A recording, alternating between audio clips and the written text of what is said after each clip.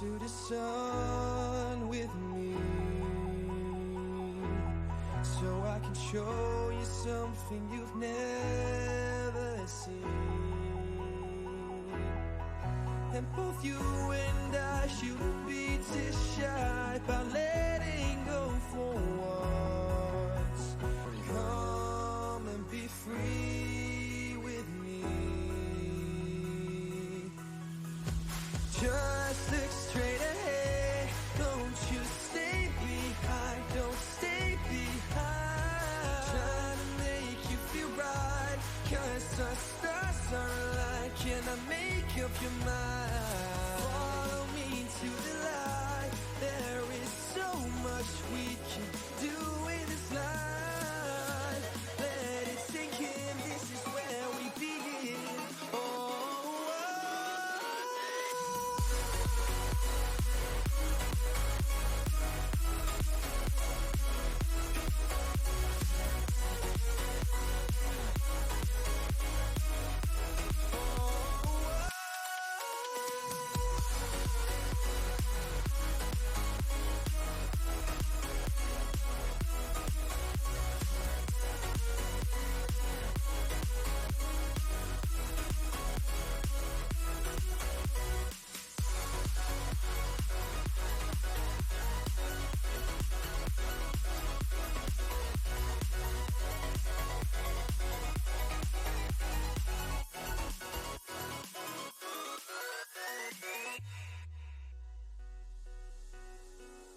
All that you need to know,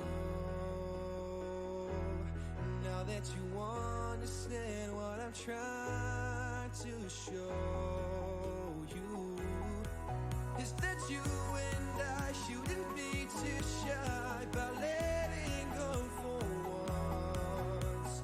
Come, let your spirit glow. Just look straight ahead, don't you stay behind, don't stay behind. Try to make you feel right, 'cause our stars are aligned. Can I make up your mind? Follow me to the light, there is so much we can do in this life. Let it sink in, this is where we begin.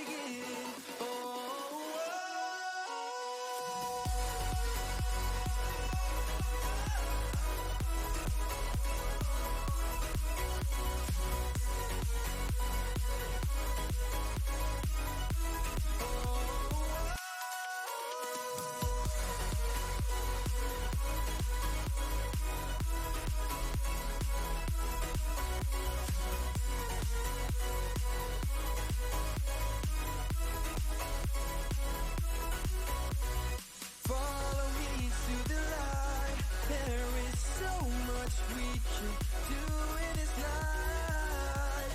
Let it sink in, this is where we begin.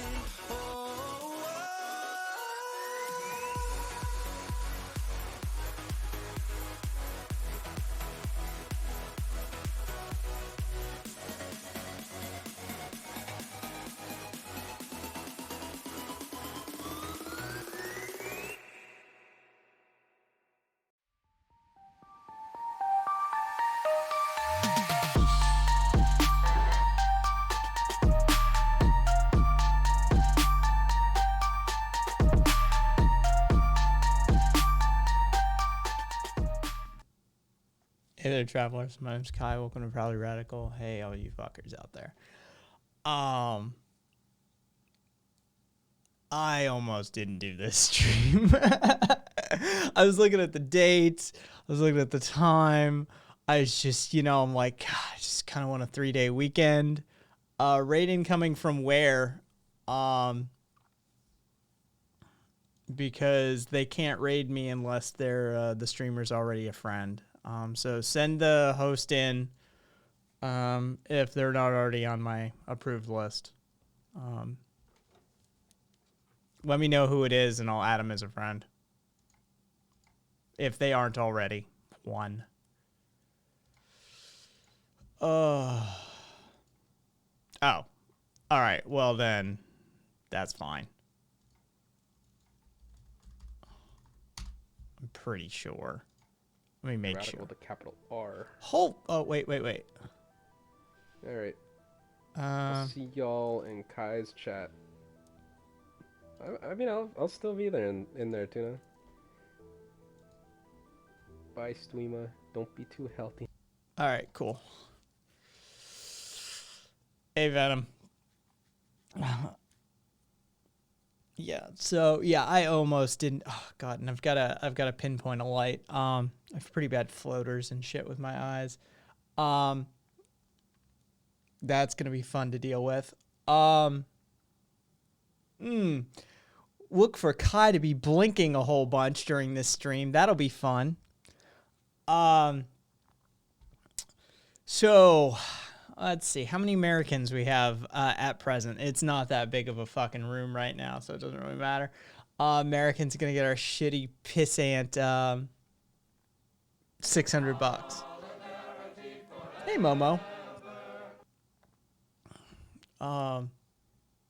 Thank you for the host. Yeah. So what? Random unepic gamer fact: since Yugoslavia's fascist party was called the Radical Yugoslav Union, in Hearts of Iron 4, Yugoslavia becomes Radical Yugoslavia when puppeted by the Nazis. Equals. Twitch TV equals me right now. Oh, thank you. Yeah. So what are all the Americans gonna do with their $600? You gonna buy some property? Maybe put a down payment on a house, pay off your car. Yeah, there'll be tons of stuff you can do with that $600. It just goes such a long ways. This country, I swear to God. You know what? Hang on, let me. Time to buy one singular stonk. Americans all rich now. I know. Hey, Kat, and whoever was hanging out with Kat. What's up, guys? Oh, we're just talking about what everybody's gonna do with their $600. Hey, thank you for the follow, Ian. Now that Americans are gonna be rich, yeah, what are you gonna do with your $600? I suggest you'll put a down payment on a house, maybe pay off your car. You know, invest in some real estate. Such a fucking shit deal. It's such a shit fucking deal. It really is. I love the Twitter take on it that, you know, during times of crisis, you can always count on our politicians to come together and decide just how little they can do for the American public without them rioting. Yeah.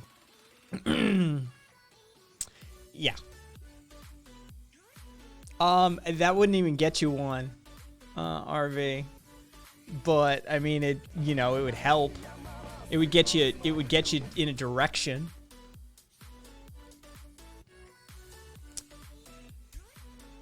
Brazilians got $120, but you also got a whole bunch of other stimulus. Maybe not you in particular. There was other stimulus. But yeah, both of our countries have handled this poorly, shall we say. Nah, dude, use the $600 to pay for that heart transplant, dude. Yeah, pay off the medical bills, pay off the $1 million medical bills that you're going to incur from COVID infection and shit like that. Yeah, no, it'd be great. I love being governed by a fascist. Yeah, Bolsonaro. Bolsonaro is a bit of a peach, ain't he, Ian? I think in a lot of places in my country, life is 100% back to normal without the mask requirement as well. Germany's on Hamilton, to be honest, maybe a stronger social support network. Hey, thank you for the follow, Valentine. I'm literally just getting started, just warmed up, just talking to chat, but welcome. Bolsonaro. Yes, Bolsonaro. We have free healthcare, but it's so underfunded. Hey, yeah.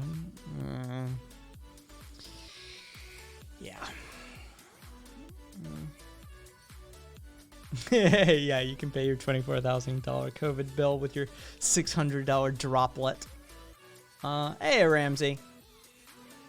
I need to learn Photoshop. I was planning to go to bed like 3. Yeah, it's fucking... What time is it in Dutchland right now? Now I'm in your stream.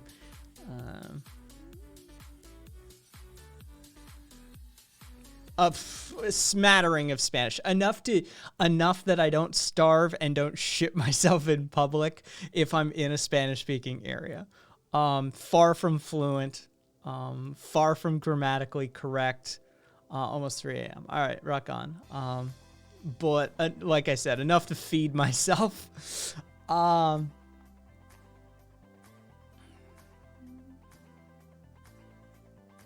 Yeah. But, hola, and ¿cómo está? Sí.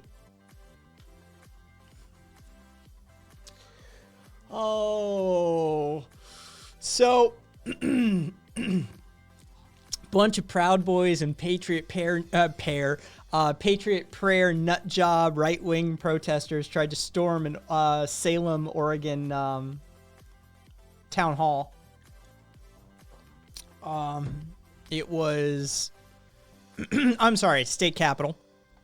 300, an estimated 300 demonstrators showed up armed to the teeth, of course, as is, tradition. Showed up armed to the teeth. The cops told them they weren't allowed into the state capitol building in that state. They started to climb in the side of the building through the windows. They were repelled fairly successfully. They then tried to swarm the front doors en masse. You heard a series of pop, pop, pop, pop. Don't worry. It was tear gas by all accounts. It was some form of tear gas. But they managed to push through. They managed to get 100 of them pushed through into the lobby, and then state troopers intervened, trying to compel them to leave. But it took them a little over an hour to begin to push them back out through what's called the north door.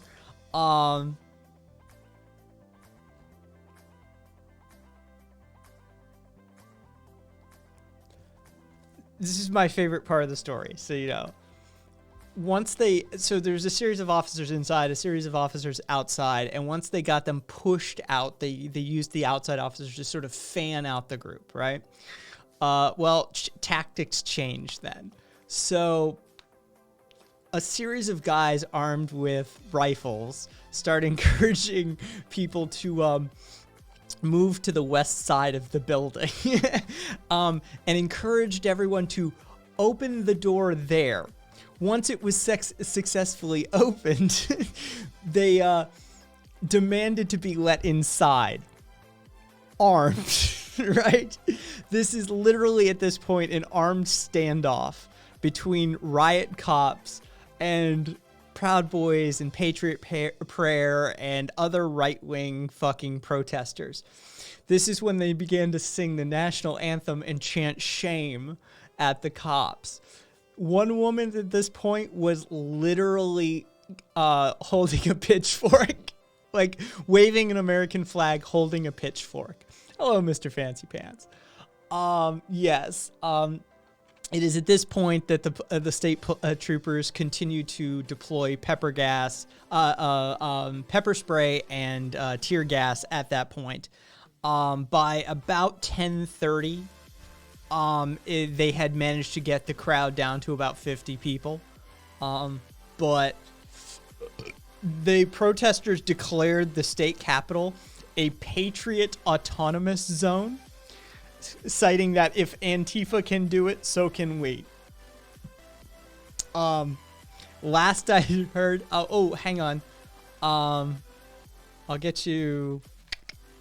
Let me get that open.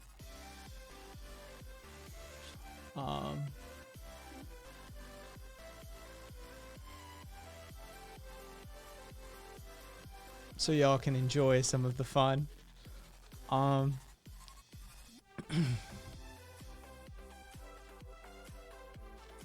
Now, you may ask, what was going on?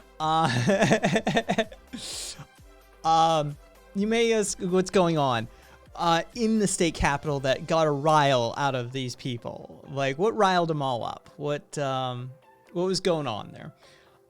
They were having a session in order to see what eventualities and what relief that they could enact and pass as a state for COVID relief. What could they do to make people's lives easier?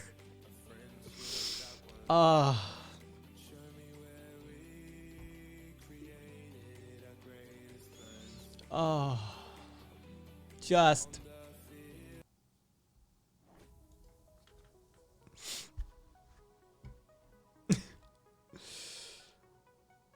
Oh, is that a Blue Lives Matter jacket? Oh, yes, it was a Blue Lives Matter jacket. Yes, 40% jacket. I believe it was the position of the protesters, Dalek, that government bad, patriots good. I think that's about it. I sincerely think that was about as far as that process went. But yeah. And like I said, it's gonna be an interesting. You can see me blinking a lot.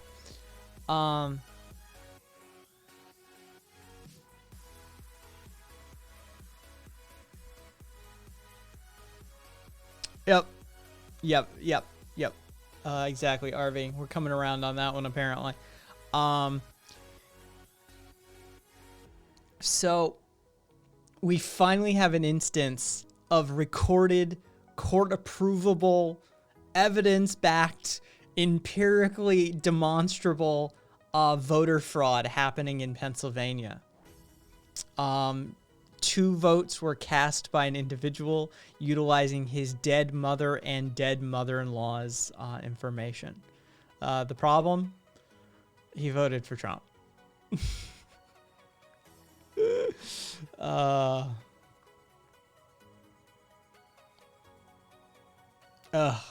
Yes, Momo. I bet you of all people do. Yes, Tuna. Yeah. Yep. It was, yeah,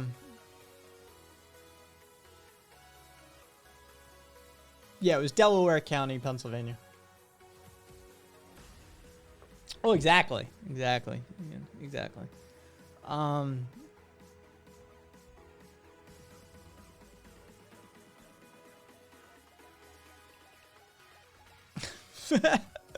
Hey, Catboy Army showing up.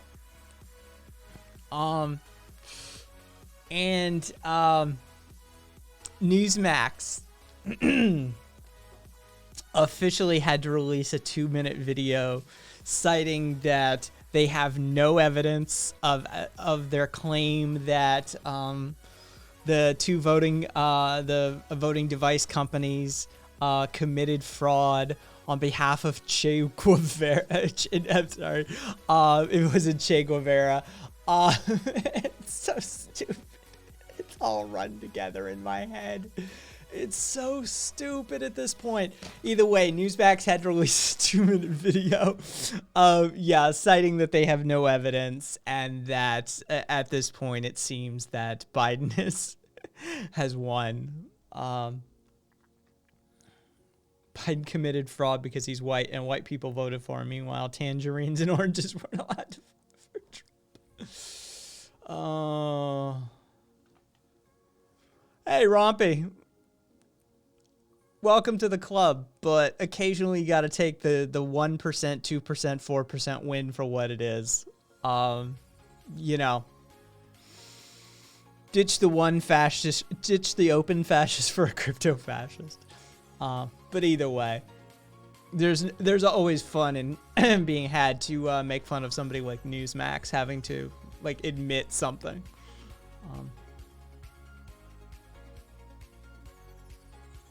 Oh yeah. Yeah, Mitre has been here since the beginning. Right, did I just? Nope. Okay, changed it. Change the resolution on the on the mouse. So far this year during COVID, crypto fascism is all the rage. All your friends are doing it. During COVID, Congress has had 16 paydays. $7,125 base salary for a total of $114,000 since they sent the rest of America $1,200 to live on 242 days ago. That's about 20 cents a day. They got $475 a day. So, you know, if anybody wants to contextualize or, you know, categorize or classify how things work in this country, did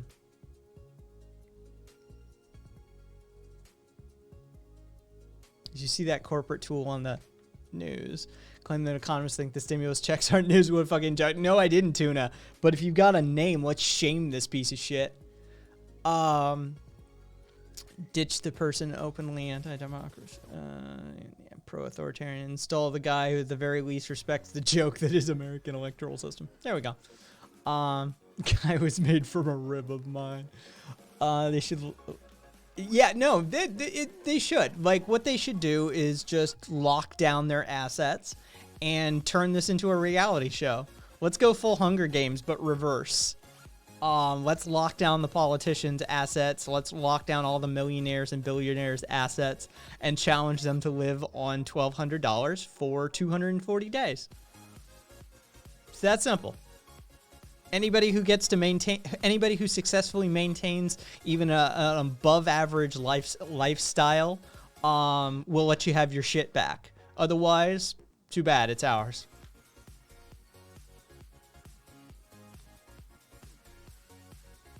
Rock on. Thanks, Tuna.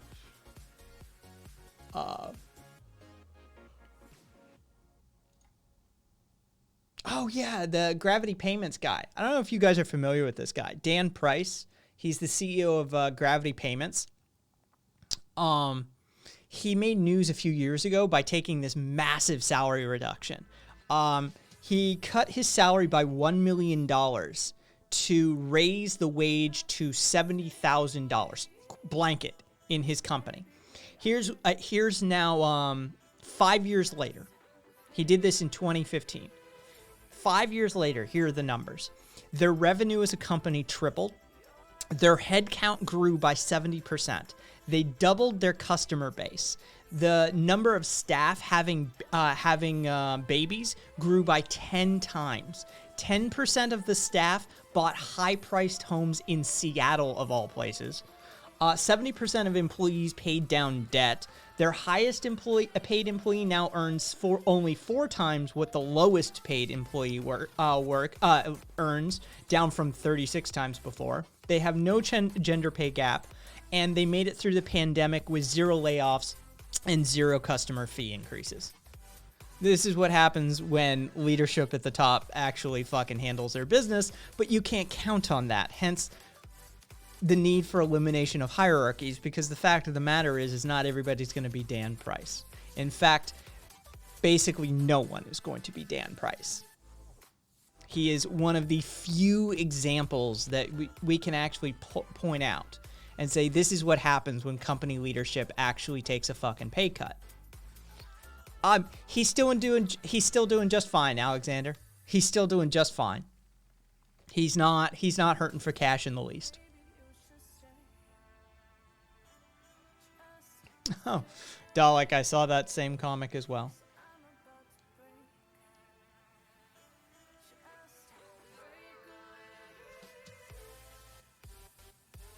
Before you go into a coma.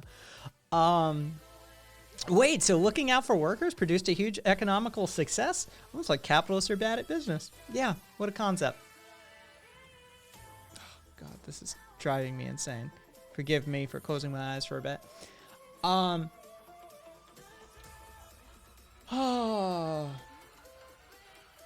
Yeah. That, of course, the light in my eyes doesn't really help me all too much either. What's it look like if I kill that entirely? Nope, can't do that. All right.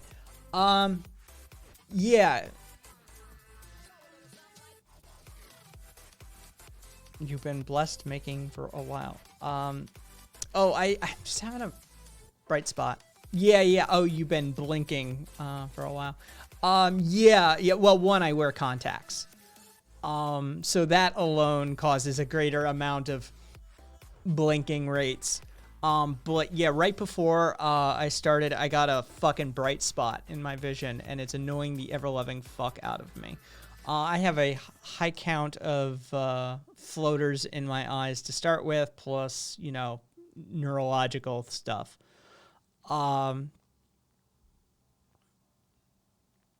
Alexander, co-ops are better. Worker-owned and operated co-ops are better. Hey, Sue. But they already do account for 30% of the global economic contribution. But they aren't that common to find in day-to-day business in America, unfortunately.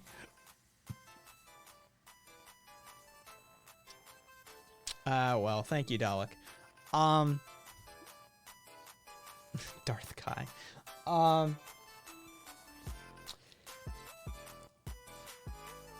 They have an increased, yeah, fuck them floaters, all my homies have floaters. I woke up one day with tons of them. Trust me, this is years and years ago, but it was like that. There was a day I didn't have them, and then there was a day of, that I had them. Both eyes, bilaterally, a huge count.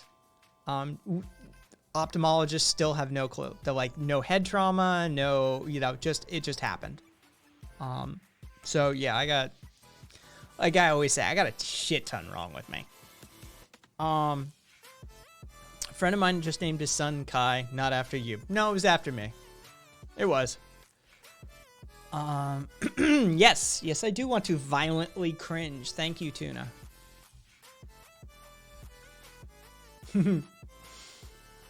It is becoming common now. It wasn't a common name when I was born. I chose this name. But it is increasing in amounts, rates of usage. There are going to be, in 10 years, you're going to notice there's a lot of Kais walking around. For sure.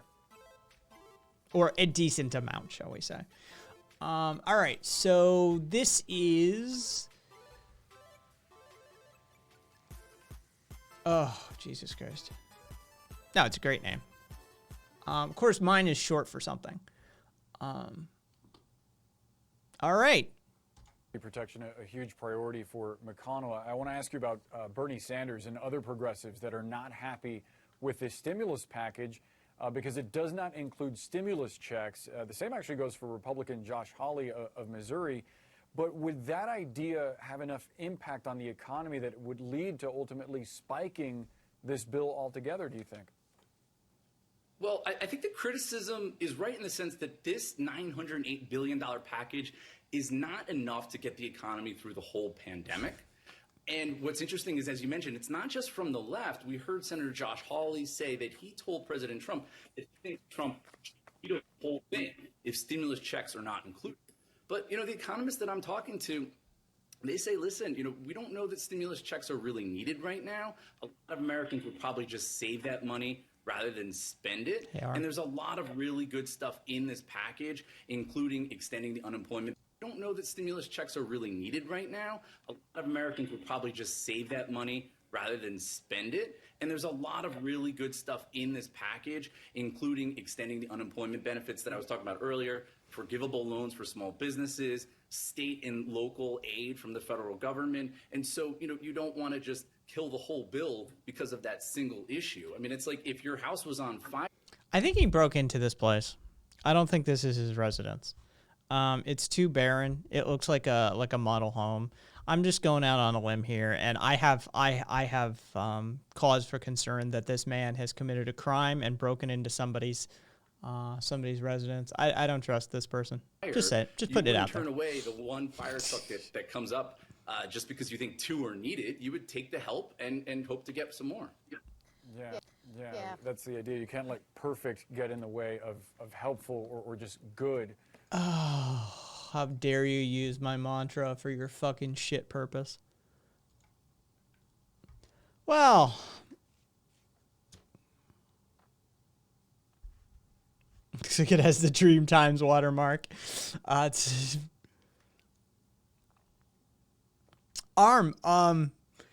because we suck. We're an oligarchical ruled kleptocracy or kakistocracy, whichever you want to parse it out to today. Getty images of a room. I don't know yet, Sue. We're just sort of, we were laughing earlier about the armed protest in Oregon. We were plutocracy. Yeah, take your pick. French people get how much? I need to move. It was up to 7,500. It isn't 7,500 even for across the board. Yeah, that was business owners that met certain qualifications could get up to that amount. I've seen the breakdown of it, but, yep.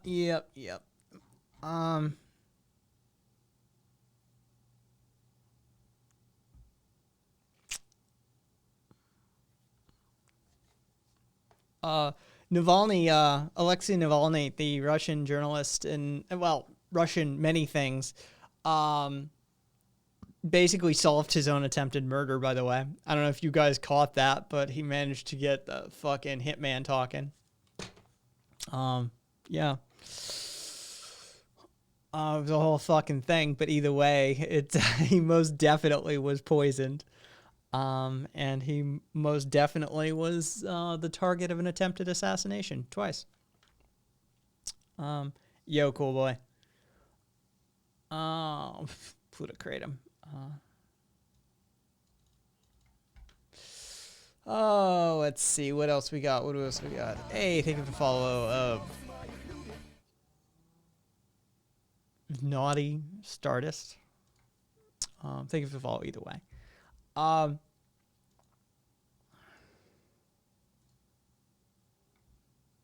Hey, Miles. Oh, Jesus Christ. I did not see that, but this has been developing for a while. It's really interesting to see it happen. Oh, it's John Brennan. Oh, God.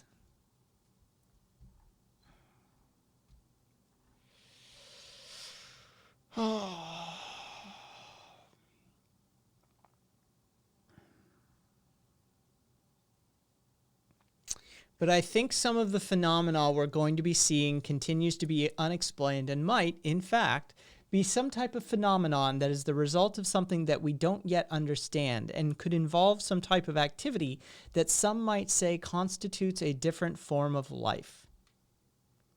He wouldn't commit entirely to the idea of aliens existing, saying, I just want to leave my mind open as what something might be, but who knows what these things might be. Alrighty then. Well, that's a thing.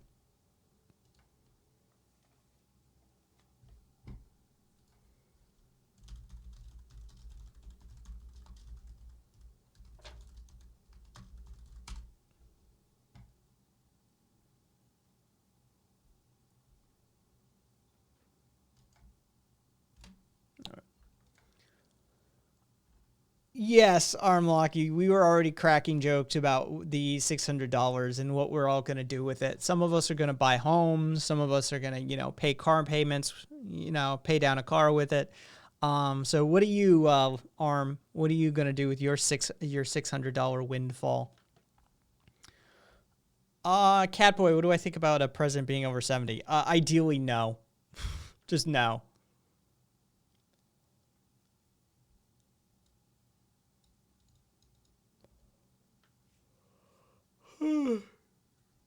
We bail corporations. Oh yeah, yeah. In my country, judges have to retire at 70 years old because of mental decay. So why do your presidents get to be close to 80? Because we are ruled by a generation in this country.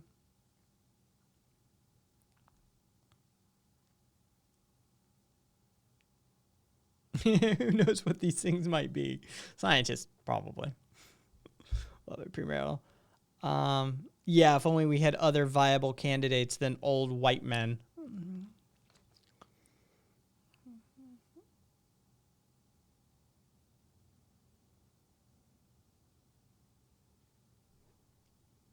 I think that payment can easily get my suspension reworked on my third yacht's diving board tiki bar.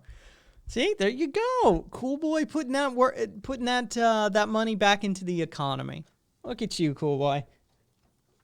Stimulating the economy in the only way that a good American knows how, investing it into their yacht.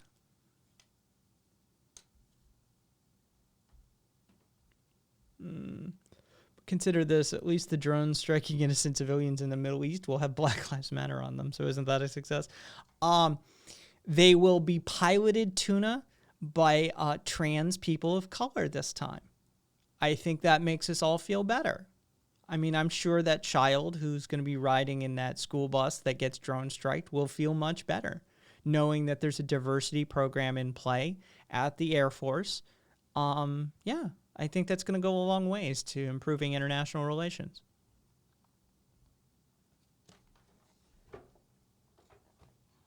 Because that's what we were asking for. They'll play Despacito.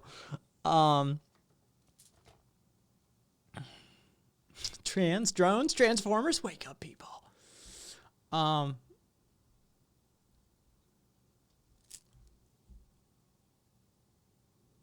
Let's see. Do I have anything else I really kind of wanted to talk about? But no. Oh, Khalif Browder.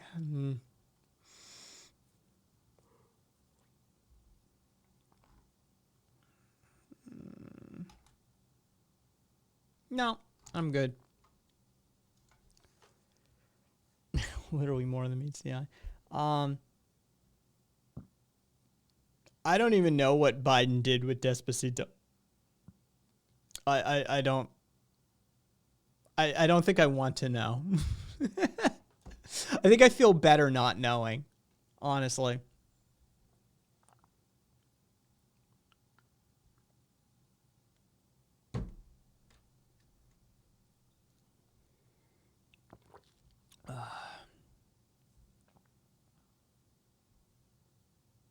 Oh. Good. Yeah, Momo. Yeah, I'm in the camp of I'm okay not knowing. So are all these coming off of one channel? They are all coming off one channel. And it's at least a tier 2 sub you have to that channel, Tuna. If not a tier 3.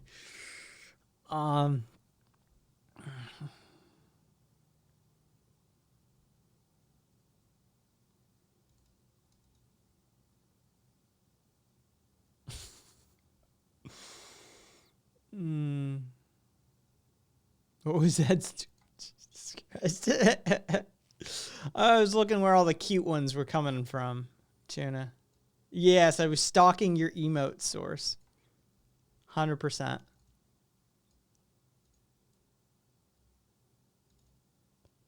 I do. Alexander, I do. Theory put into action and reflected upon. Praxis. I do consider it a form of praxis.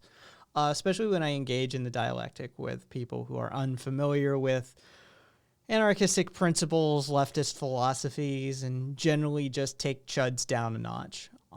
Yeah, I do.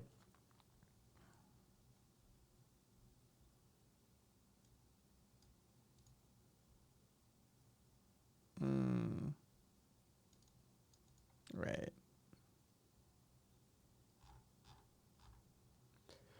We're one of the most corrupt systems in the world, and it's right before our eyes. Oh, of course.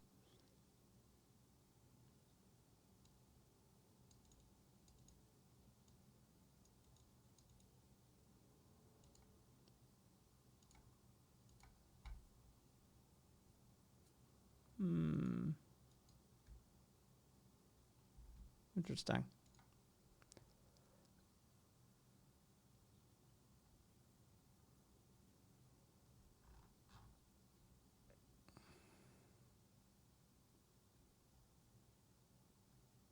Wait, where did... Oh, hey, Ace. Hey, my Ace. Oh, Jesus Christ. Curio. Oh, hey, Sue. Curio, jump on my air and tell me this story because I wasn't around for it, obviously. I want to know this story.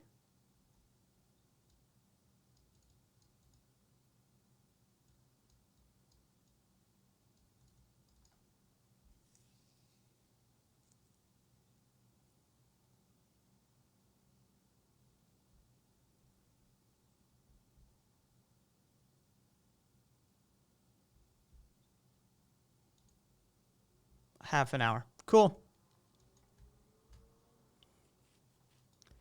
Momo will know in about a half an hour. Watching my grandson tonight while my wife wraps presents. If that isn't the way, I don't know what is. Hey, India's leopard population increased 60% in 4 years. Good for them.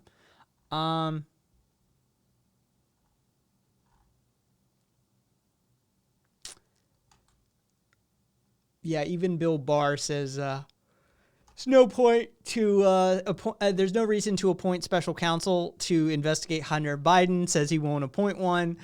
He says that, you know, Trump lost. There's no reason to seize the voting machines to secure the evidence. Bill Barr has completely, you know, gone deep state, shit like that.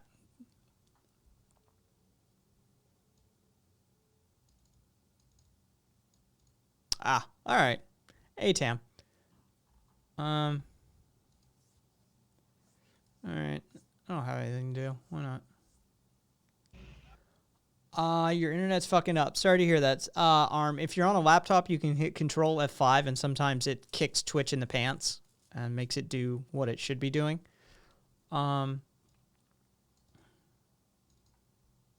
Hey. Hey. What's up, homie? Not much. I was not feeling motivated for today's stream.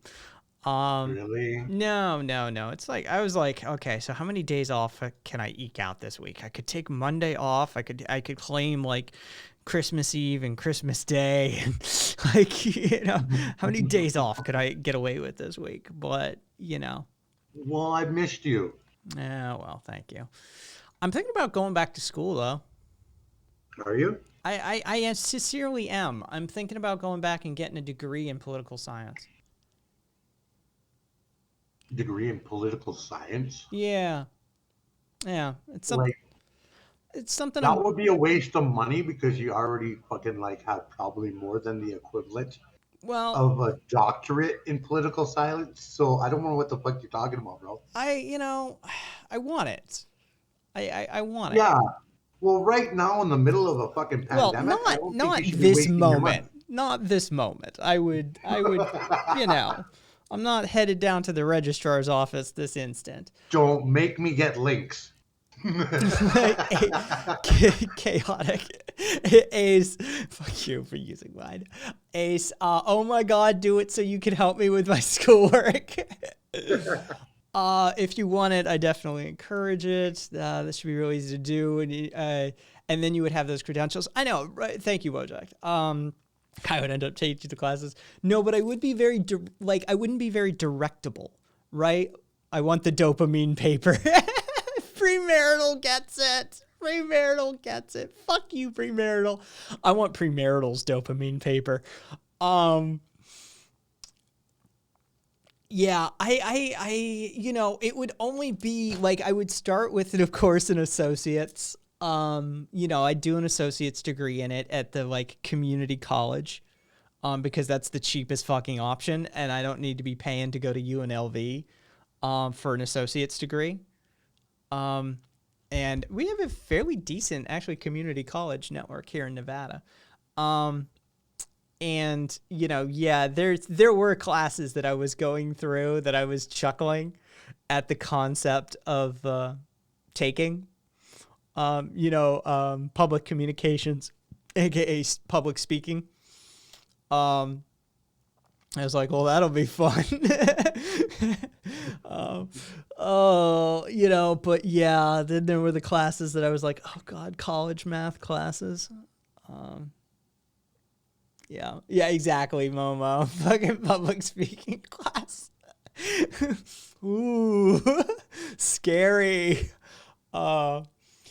But you'll take my dopamine paper over my cold, dead hands. I've wasted too many years of my life. What was left of my decency for it?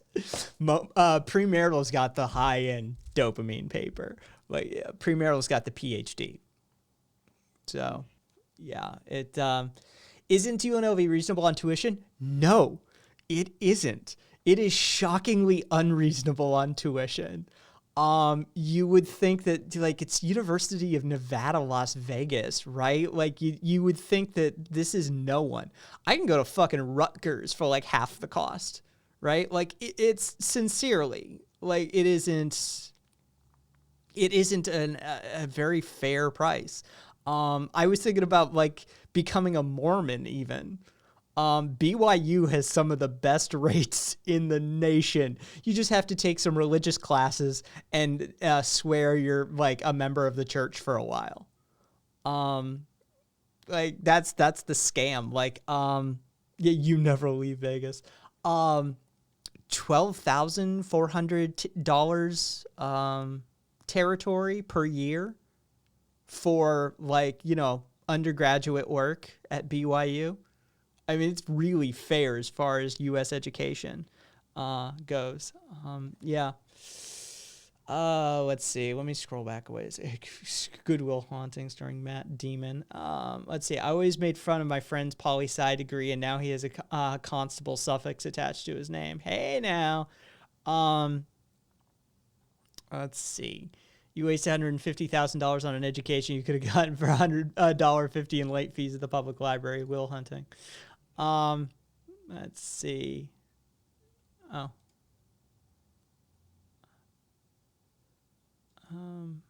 Hey, Joe. Dalek, I don't really want the degree for career purpose. Well, I suppose it would be career at this point, wouldn't it? I kind of want the degree for career purposes. I suppose that's, there's specifically one class that I sincerely, out of my like poli-sci electives list that I was looking through, that I want. Lobbying and funding within the political sphere. Hey, Joe. Hey, Sue. I fully support that, by the way, because it is very useful to have a degree in this society because you can beat a lot of assholes just over the head with it. That's what I'm after. That's what I'm after more than anything else. I want the degree in poli-sci. Hey, Ghost. I totally get that. That way I can state my opinion with more than the average chud. And if I feel like pursuing it later in life, then it is what it is. I feel like finishing my psychology degree, honestly. Yeah, it is something that I was like, and it would cost me not much. Yeah, the I win this argument paper. Exactly. The I win this argument. Yeah. Yeah, I it would not cost me that much. Like I was looking, I'm like, you could always buy a fake degree. Yeah, I don't want the fake degree. I want the real degree. Excuse me, sir, but I have a degree. Dude, Tom Morello has my favorite exchange ever on Twitter. Like, sincerely, he stated some political opinion, and some fucking woke numbskull on the right says, "Oh, look, it's another fucking famous entertainer spouting off their political position." And Tom Morello comes back. He says, "One does not necessarily need to need to graduate cum laude from Harvard Political Science Department to have an opinion on this one, but I did." Yeah, he's well-educated political scientist. Yeah, you can't talk shit on English. It's not even your native language. Me pulls out PhD and destroys the English feelings with facts. Anarchist for credentialism. I know, right, Mitre? It helps, though. Plus, there's the capstone project for them that actually places you with inside either a governmental organization or a campaign. I was like, wait, you place us? Meaning, interesting. There's interesting possibilities going on there. Planned by default. Yeah, that's what I was thinking. Hey, 6 foot. Oh, come on. Here we go. Scroll. Kai in the Hey, 6 foot. A Ramsey. How are you doing, Mrs.? I was actually, I was part of the FBI InfraGuard program at one point, which is a joint coordinated operation between private industry and the FBI to share information back and forth between private industry and the cybersecurity departments of the federal government. I've seen the inside of some of that stuff. I've had, like I said, I've had an interesting run. But very late congrats on the degree premarital. Glad you can shut them up with it. Yes, luxury space communism. Let's see. So if you ever want your criminal record clear, you come to the right place. Can't help you with that. Actually, I probably fuck paying some court service a shit ton of money for them to eventually tell you to go fuck yourself when you're still a criminal. I did. One of the things I looked into after that, I was like, so who does law degrees? But I don't have the patience or time for that. I'm already. Hey, thank you for the. How are you already falling, Tuba? Man, I always wanted a law degree, but it's just so much. Oh, it's too much fucking bullshit. Yeah. Learn. It's just so much, so fucking much. I've seen so many people just break because of the sheer volume. Oh yeah. And you wonder why lawyers have chicken scratches for their spelling. Catch you later, Tuna. So much reminiscence. Yeah, I'm already a little twitchy just thinking about going back to school, especially, at my age with with the habits that I have developed. I do have a syndicalist stranger. Welcome. Thank you for the follow. Tuna came over from Cat Guy. He's been grading. I've seen Tuna before. Tuna's been, yeah, Tuna's got 50 messages on this channel. I've seen Tuna before. Hello, comrade. We're just talking about going back to school at a, not age of 18 sort of age. And, some of the upsides and downsides and, why one may or may not want to do that, subject themselves to that. But yeah, I've sincerely, I've wanted a poli-sci degree for a while. And I could grab an AA from a local community, pretty easily. Ironically, I live on campus right now. I actually live in a student dorm at this moment right now. I'm live from a student dorm, though I'm not a student. Unfortunately, due to Corona, Christmas, and everything's fucking dead here. Like, it sucks. Oh shit! Actually, I miss having. You know what? I changed my mind. Kai, go back to school. Get you some of that young Studley muffins that are last thing I want. Having a hard time understanding and just learning about their sexuality. No. Trying to come up with all of this. But I would like to influence a few. See, this is the thing. Am I single? No, I am not single. This is the thing. Where do you get an anti-air gun in Las Vegas asking for a friend? Run over. You wouldn't necessarily do that in Las Vegas. Run over to Arizona, and that's where you could probably pick something like that up pretty easily. I mean, yeah. Well, yeah, no, that's Dalek. That's actually what I'm thinking. Is I could definitely sway some impressionable minds.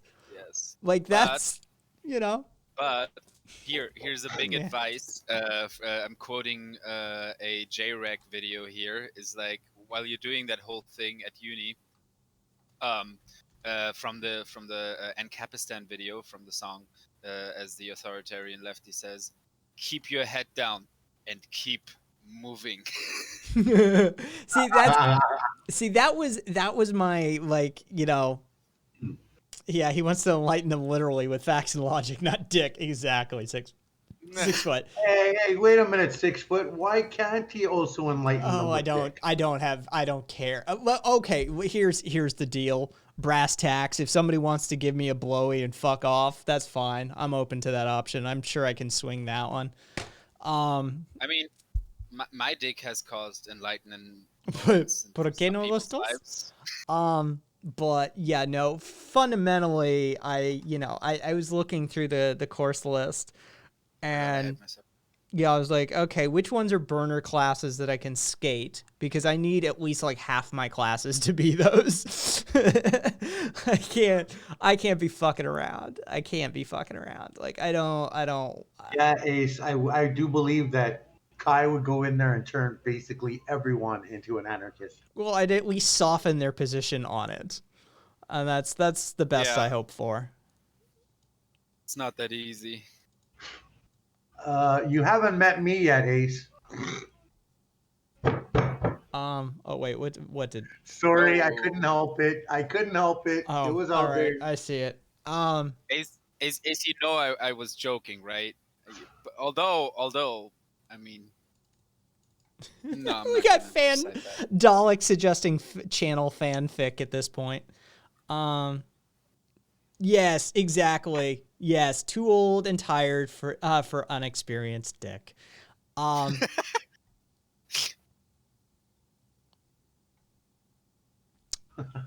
You'd be surprised, Nicholas. I make a pretty convincing argument, and I'm at least it's kind of the same for me with pussy. I'm at least in double digits now of people that I've put on the path. You know, I'm.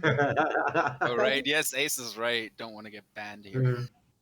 We love you, Ace. They one of my analytical reasoning credits that I have to take is either critical thinking and reasoning or symbolic logic. And I was like, as much as I would probably hate symbolic logic, I do have uses for it. It's evil though. It is evil. I have a book that has symbolic logic in it, actually. It's fucking brutal. I mean, we just make fun of QAnon dudes. That's all we do around these parts. But if you believe that you can't change minds, then you'll never change any minds. I believe I can, and I have. I've got plenty of community members that will attest to this sort of thing. Hey, Moomin. I've taken them from all the way from like Bernie, ew, socialism, evil, Moomin, to anarchist, like full on down with the state anarchist. I do have some success. I can honestly say that. I've been doing this before Twitch though. So, you know, and I mean, not a fucking 20-year-old. I know how to engage in the dialectic. The QAnons already want to smash the state anyway, so. Yeah, you can swing certain arguments with them. And I'd have to take some like natural science classes and some the humanities credit is my oral communications. Love that one. Fine arts credit. Oh, fuck. Fucking useless. Fucking dance appreciation is one of the options. Jobs in museums are kind of cozy. There's a photography class. And since I'm already into photography anyway, and I have the gear, I'm like, oh, sweet. Beginner's photography course knocks out my fine arts credit, and I can sort of coast through that one to a certain extent. You know, and then there's the U.S. and Nevada constitutional credits. I either have to take U.S. history to all the way up to 1877 and then 1877 forward in 2 different classes, or I have to do Nevada history, or I have to do U.S. history since 1877 and U.S. constitutional history. Yeah, I need an answer to Vojesh right now. I know he's asking you, but dude, all humans think in stories. Yeah. I've never met a human in my life who is 100% in reality. We literally, everything we do is use stories to interpret reality. That's almost all we do. So storytelling is fundamental to communication. It is communication. It's the OG form of communication. I mean, not the OG, but it's an OG form of communication. I mean, this is how we passed on societal knowledge and record keeping long before we had, the written record to count on. Hey, there's also an indigenous person here in the stream that's on voice. Joe, when did I wasn't familiar with? Sorry, sorry. That has a historical value of using storytelling as a means of communication. Yeah. You know what just popped into my head, Sue? Yep. Was to ask you just apropos of nothing. Hey, did you get that blanket I sent you?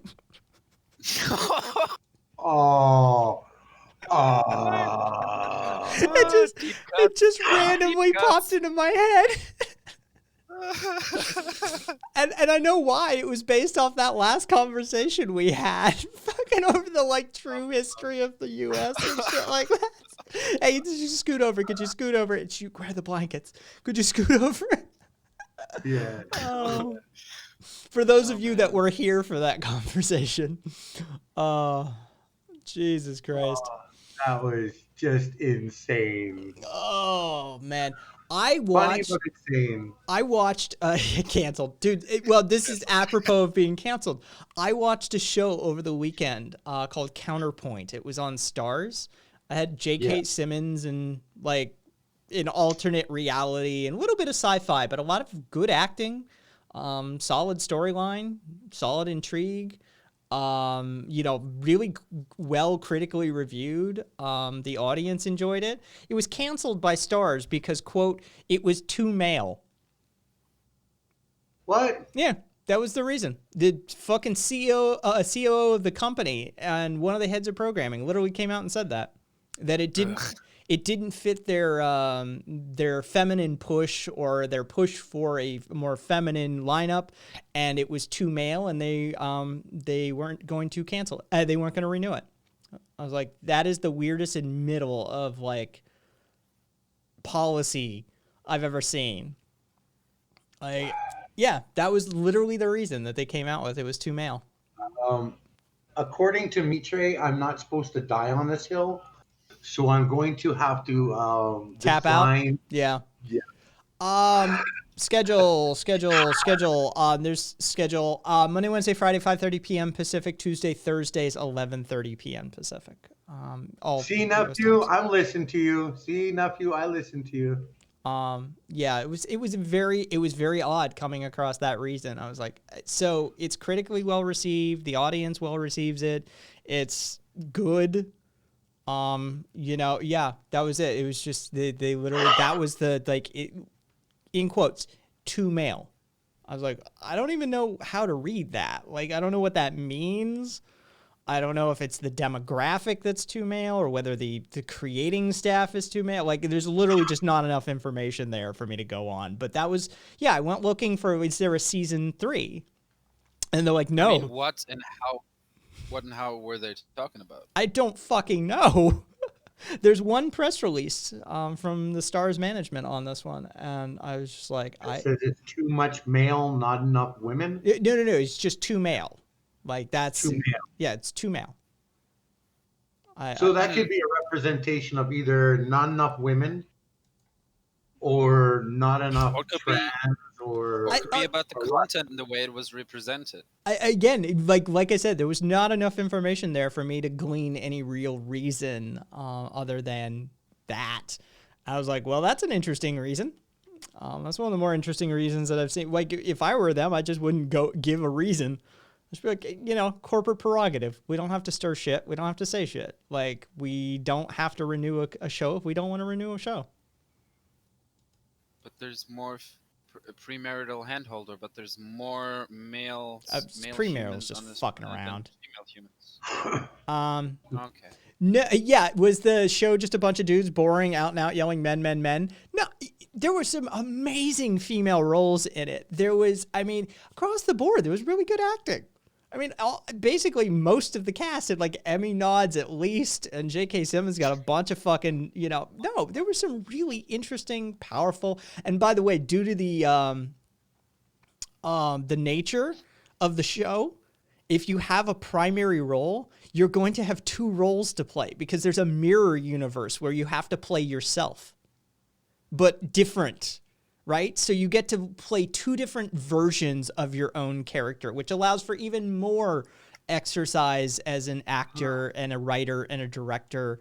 It was, so anybody who had a role, male or female or anything in between, had two roles to play as a result, and they got to play them differently. It was an interesting show. I dug it.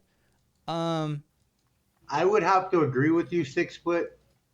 It probably was some kind of weird excuse, and just shut your the real reason is something else. Yeah, just shut your fucking mouth. Put out like, we've opted not to, renew their contract for a third or fourth season, and blah blah blah. No, I don't blame China for. Well, I blame China for COVID, but not the way that most people who ask, "Do you blame China for COVID?" mean. It came from that region and shit happened that could have otherwise controlled it to a certain degree. But the fact of the matter is pandemics happen, and it's not the first one to come out of anywhere. We have very conclusive evidence that this shit was already in Europe November last year. Yeah. Yeah. And we didn't say shit and we didn't find it. So, Yeah. It makes you wonder. I'm just maybe it was the Italians all along. Have you ever fucking been to Italians. Rome? The first thing you smell when you come out of the main train station is feces and piss. Oh, okay. Sorry if there's any Italians here, but that's actually cool gender. Did your mom pick it out for you? My partner's brother calls it the China virus. China. Yeah. Oh boy. I what's the point of blaming anyone for it at this point? How is it gonna make the whole situation any better? Oh, Meat's calling you out, Joe. Cheers. He's asking for evidence and source. all right. Let me look it up. I'll get it. Even WebMD has an article on it. Yeah? Yeah. God damn it, I'm too slow. Can you post it? I don't want to look. I already did. So November 19th would have been before the actual premiere of the virus coming out of China, right? Exactly. Where they found that out in the wastewater in a backlog analysis of wastewater. So let's see. So that would mean that it's not actually the China virus, No. It was spreading at a rate that we weren't paying attention to. Yes, exactly. It could have been still originating from China, from June last year or whatever. It literally It means your starting gun went off a little bit earlier than you're thinking. That's all. Yeah. People have this weird fucking idea, especially authoritarians, that we have such a firm fucking grip on everything that's happening and everything's safe. No, that's not how shit works. Shit's chaotic. It's very fucking chaotic, and we don't know what's happening at all the time. So yeah, no, I get that. I'm just saying, I'm just trying to figure out. Yeah, no. Because the timeline has just shifted forward a little bit. That's all. Yeah, and it makes you wonder what else, right? Not terrible. If that makes any sense. I I just got flashbacks when somebody gave me eye drops with acid in it and didn't tell me. Fucking cunts. I mean, I enjoyed it in the end, but could have told me. I was already drunk and high as fuck, so. Given you're from Europe, my first inclination, my first thought that popped into my head was not the happy fun time acid. It was no, it wasn't. No. Why am I laughing disgusting? Because that's an actual problem. Like fucking yeah, it acid is. attacks. I know it is. Cool. That hence Yeah, why my like, brain went there. Jesus Christ, the fucking honor killings and all that stuff. Like, Touch, it's not like tread carefully. Tread But carefully. That's all I'm telling you. No, it's not. Yeah, I know. No, it's not out of control or anything. But it is happening. My wife doesn't want to go to Canada, thinking that we can't get back into the States. Is she right in thinking that? I was told to come here, that we can come if we were to. Am I being extra? The U.S.-Canadian border is still weird. I'm not too sure if you would be able to get into Canada at this present moment. But it also, I think, depends on what province of the border crossings you were to try and enter. Non-essential travel between the two countries is restricted until January 21st of 2021. Yeah, so basically it's non-essential, cannot pass. So basically, cat, absolutely cat. If you're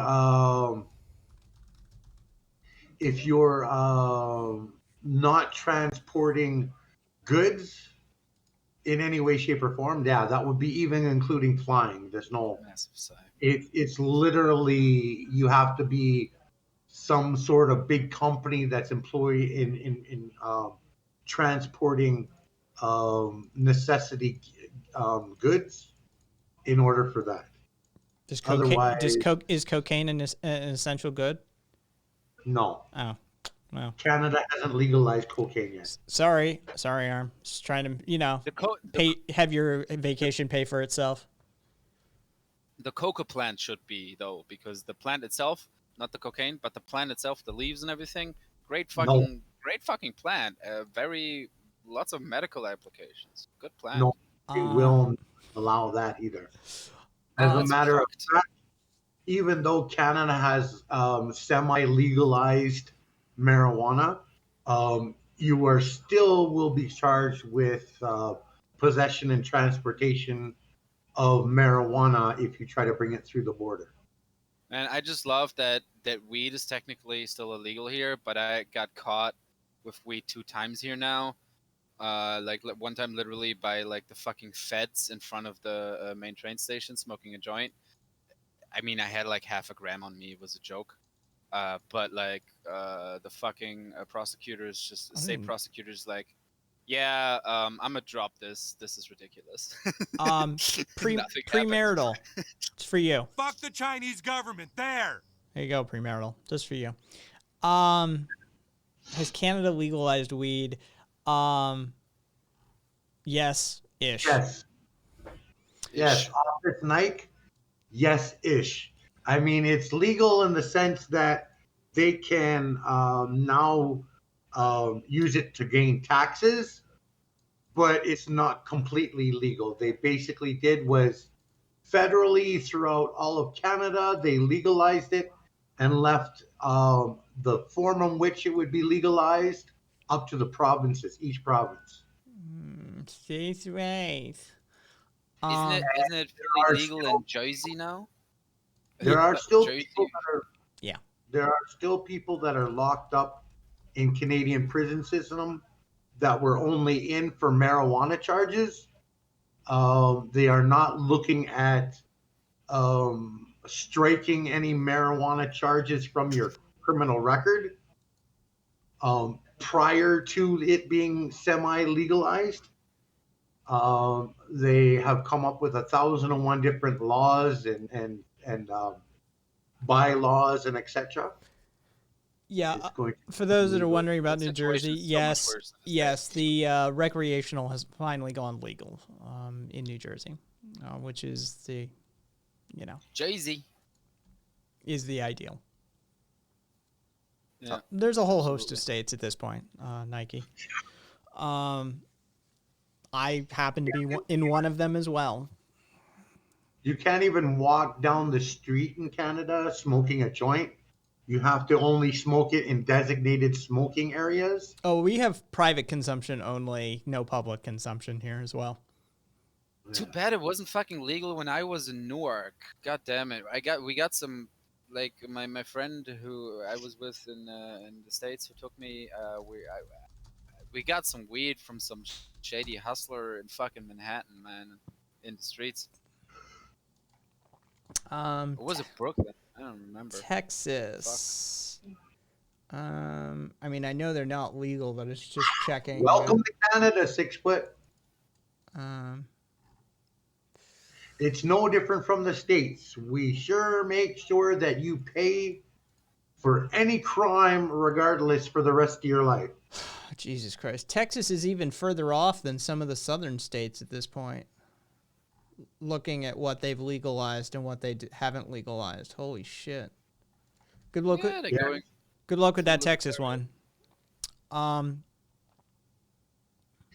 to start with, if you were to wait a decade, you would have to cough up at the beginning start minimum $500 to get the court procedures rolling to try to go for a pardon, which you may or may not get, and most likely you won't get. Hey, Bush. And you won't get that money back even if they say no or that they don't give you a pardon. But pardon does not still give you the freedom to be able to go to like the United States or other places that have it in their book as an equal crime. Can someone just give some governors in general and ever give a royal pardon to all weed criminals? Probably, but they won't do it. Actually, sorry. Actually, it's not just the governor general. It's also the prime minister. The prime minister at any time can give a complete royal pardon to all weed criminals. And completely wipe it off their records permanently. And also release them from jail. So could the legislature, or parliament for you. Yeah, parliament can also do the same. But they choose not to. I wanna kind of fucking break Office Nike's mind. Office Nike, weed is actually not really legal in the Netherlands. It's just they just stopped. They selectively stopped enforcement. Yes, exactly. It's not actually legal. Yeah. And coffee shops are not allowed to be supplied by weed, which means the weed just magically materializes in the coffee shop. I've seen a documentary on the crazy game they play. It's hilarious. Yeah. We got warned. Like, I lived in the most lefty city of the Netherlands, and here's the thing. I got warned. It's this thing. You can smoke a joint on the streets. That's not a problem. You can buy your weed in the coffee shop. That's not a problem. If the police sees you rolling a joint in a public space, you'll get fined a $50 fine. It's fucking hilarious to me. Yeah, don't they also have like the red light district? Uh-huh. Yeah. Oh no, of course, yeah, but prostitution's legal. Yeah. Like, I mean, the prostitution is way more legal than the weed is, hilariously. Same in Germany. Prostitution legal, weed illegal. But like the state I live in, you only get prosecuted if you're carrying like more than 20 grams on your person. So it's basically like. But if you have anything else they don't fucking like you for, and you have weed on you, they're gonna fuck you with it. And there's a Ramsey who's actually Dutch. It's legal up to a certain amount. Rolling is also not illegal. The dumb thing is that growing is indeed still illegal. Where the coffee shops get their supply is the most cursed crap ever. Yeah, it falls out of the sky. Exactly. Yeah. It's perfectly legal as long as it falls out of the sky, and that's just how it works. It's a very weird game that's being played. Everybody knows it's happening. But you know. So Ramsey's gonna laugh at this. It gets beamed into the coffee shop from a huge warehouse cooperation in Germany. Because Germany's actually the biggest fucking wheat producer in the whole of the European fucking Union. Do we have? Did I? Oh, it's absolutely silly. Yeah, see, so true. Yeah, it's fucking ridiculous. No. So I have a question both for Hart Joe and Ramsey. Being that prostitution is fully legalized. Glove fuel, glove fuel, glove fuel, glove fuel, glove fuel, They're glove fighting it fuel. though. They're fighting it too, especially with the Corona thing. They're using Corona to delegalize prostitution. It's fucking sick. Go on. Sorry. Okay, well, what I was wondering was, how is your sex crimes activity over in that country, with it being fully legalized? They dropped. I think I don't know actually. I'm not very knowledgeable of those statistics, to be fair. I would have to look that up. I guess it's lower, but obviously it's still like sex crime obviously still exists because people are still fucking degens. So Yeah, but I mean, like, compared to like the United States or Canada, where prostitution is still illegal, and we seem to have a higher rate of sex crimes. maybe, sure. I would have to look that up. I would honestly, I don't have. University of Amsterdam, Tindenburg Institute, and the University of Mannheim all did a coordinated study. I have multiple studies for this actually, but this one having to do with Amsterdam is titled "Street Prostitution Zones and Crime." And they found that major cities that the country opened tipple zones, or areas where street prostitutes could work legally, reports of rape and sexual abuse declined as much as 40% in the first 2 years after the zones were opened. Thank you. This is the information that I wanted to know, because I have plenty of people that are in my community that have or do work in the sex industry. UCLA and Baylor University did that could be Europe.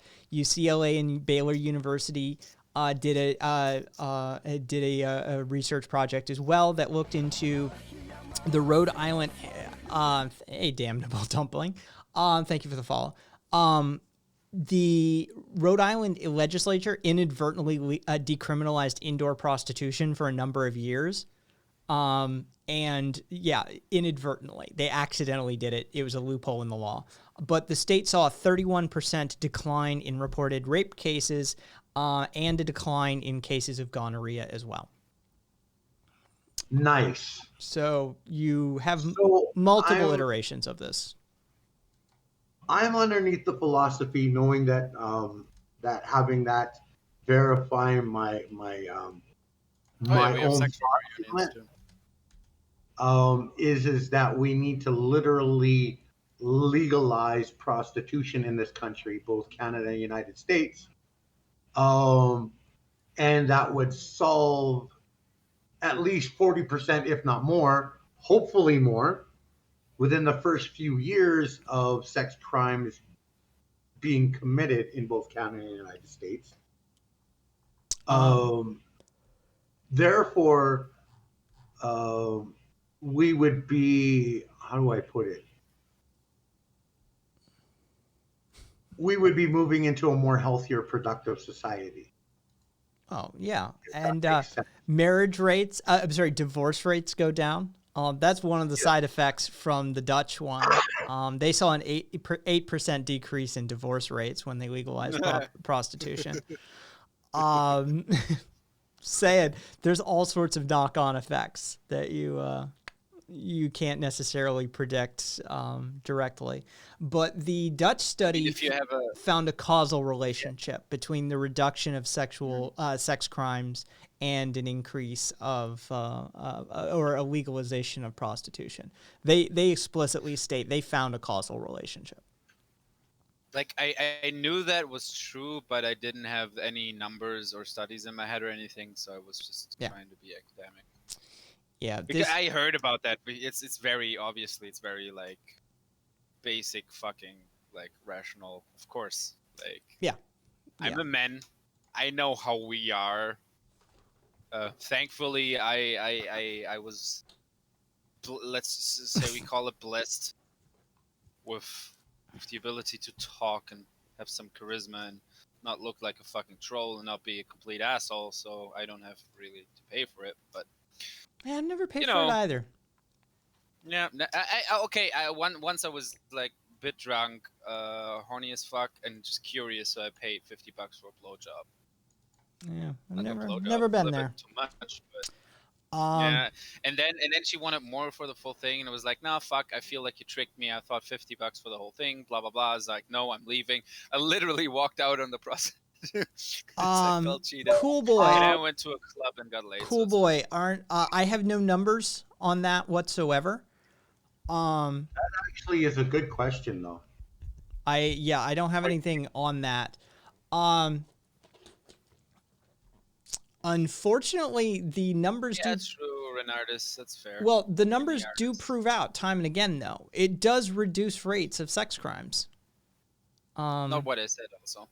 Yeah, it's we know that it's a power crime, right? That it's a crime of aggression and power.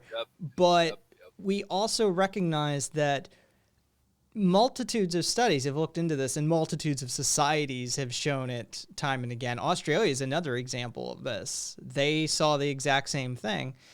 Rates of sexual assault go down, not necessarily maybe because people are getting laid, but because the access to the sex worker is different.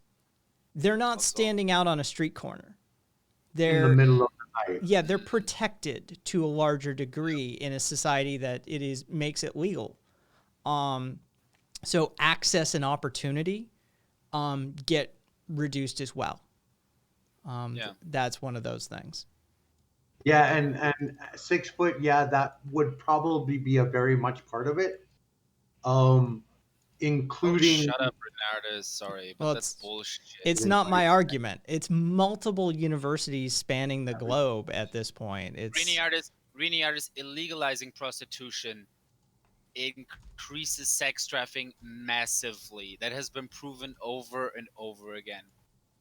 Stop with your fucking Christian bullshit. As it stands right now, the human trafficking when it comes to the sex trade is at an all-time high. Yep. Compared to other countries where the sex trade is not illegal. Oh,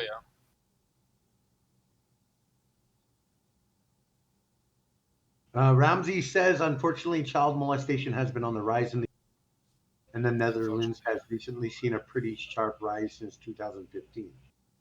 Okay, I would wonder what happened that would cause that, Ramsey.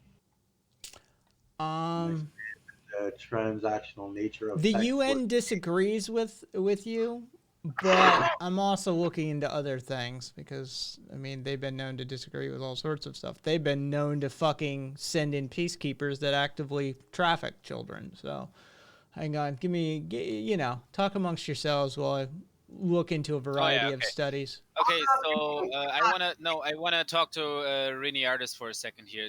We need to put some extra qualifiers in this. Are you talking about the United States? Are you talking about the capitalist hellhole where if it was legal, it was probably not done properly with protections for the workers and unionizations, which basically fucks up any worker in anything? So, which state are you talking about? Are you talking about like a state in Germany, or you're talking about like a state in the United States? Oh no, of course it's not done properly oftentimes, but it's seriously, if you legalize it and you have unionization and give them all the protections that all workers, other normal workers have, cancel, because they're just normal workers too, and you treat them like that, then they will be way more protected, way more included in society, way closer to the fucking campfire, so that thing will go down. of course you can have a legal prostitution state, but all the other fucking things are fucked up. And then of course, yeah, sure, that could fuck it up too. Come on. There we go. Not disagreeing there. I would have to also state when it comes to child sex crimes, most of it, the major part of it, or a big chunk of it, comes from foster care, which is a state-run system. So it's child molestation and child prostitution. Well, Nevada's a fucking hellhole. Yes, sanctioned by the state, by the government. As well, let us not forget the murdered and missing Indigenous women and girls. That also brings up the majority of the numbers when it comes to missing or raped prostitution or prostitutes of the female persuasion, as well as people of color, not just Indigenous, but there is a big, huge number in the Indigenous population of women and girls that this happens to. On the other hand, there's also a huge number of rape that happens in penitentiaries, especially most prevalent in male penitentiaries. That also is something that we also need to look at. If we are going to tackle this rape issue, whether it's with children or grown adults, we are going to have to tackle it evenly and adequately amongst all parties. And that's not even bringing into the transgender and non-binary and so forth. So we're going to have to do a better job and not just yell down the street. So, as someone who has children, for a very long time, I have experience to say most sexual assaults against children are done by family members or friends of the family. All right. So, I would have to disagree here, but no, that's a real statistic. That's. No, yeah, I get that, but being that I am a survivor of the 60s scoop, most Indigenous biases your opinion heavily on this matter.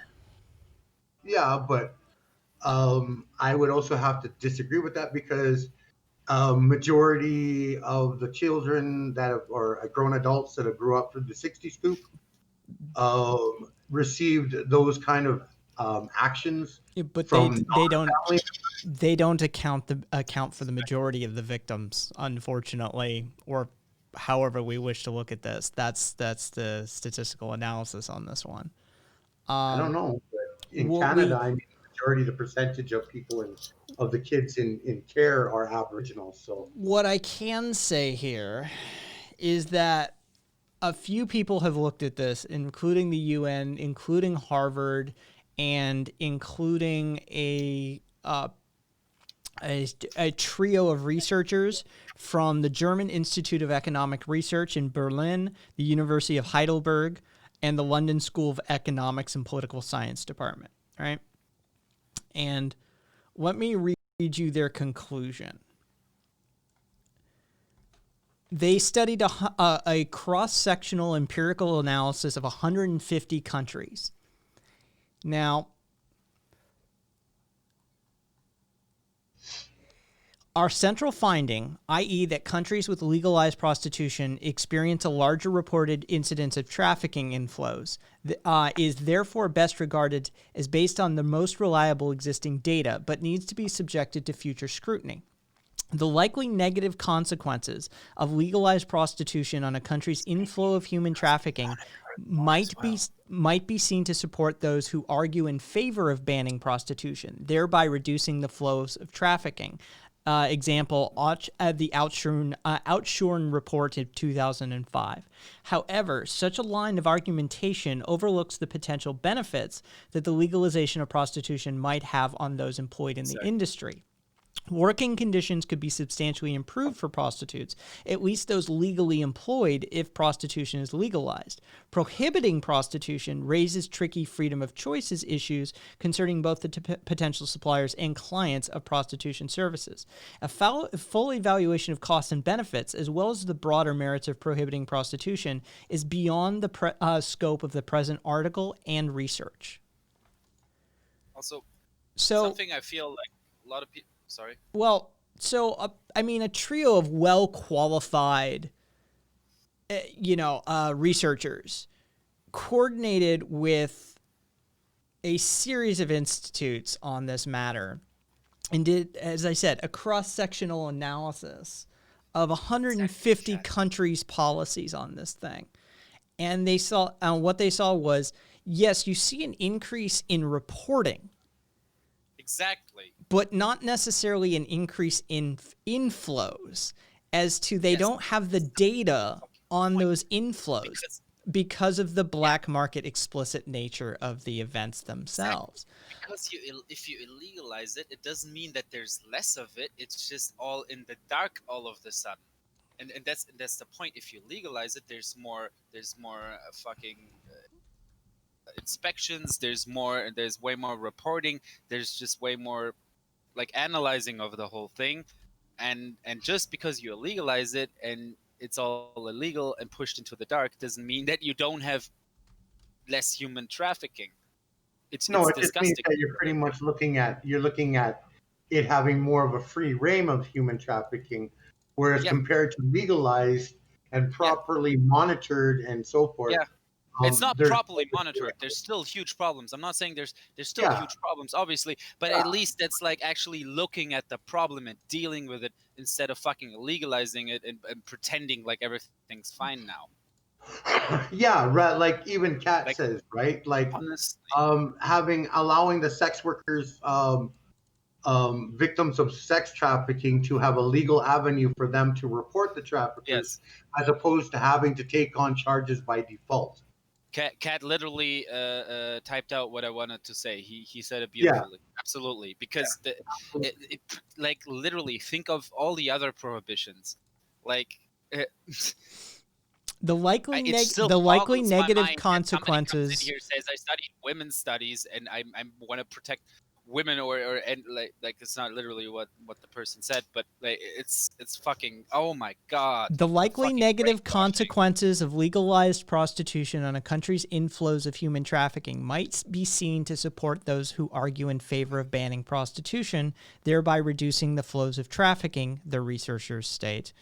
However, such a line of argumentation overlooks all potential benefits that legalization of prostitution might have on those employed in industry. Working conditions would be substantially improved for prostitutes, at least those legally employed. Prohibiting prostitution, there you go. Also makes the prostitutes criminals. Great. So, Ramsey, I get that too, you got a net ID login for this, Renardus? Are you gonna? Because you, No, and Momo, sweetie, I love you, and I hear what you're saying. In United States, that quite probably is the case, but up here in Canada, unfortunately, it's a different story. And being with the 60s group and residential school up here in Canada, it has been a huge, big story. I don't trust Americans' research on prostitution. I'm sorry. Shit's funky and suspect as fuck. Hopefully Mumu's still here. She's not mad at me. Hate to see my sister mad at me.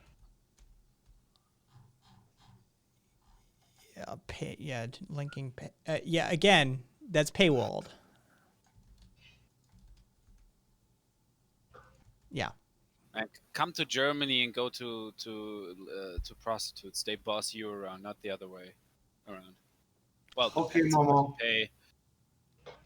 I wouldn't know though. Really, it's not my thing. What is the observable difference between a non-violent criminal and an innocent person? Usually none.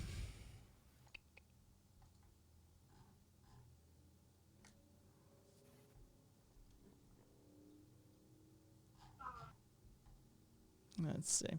All right, so either way.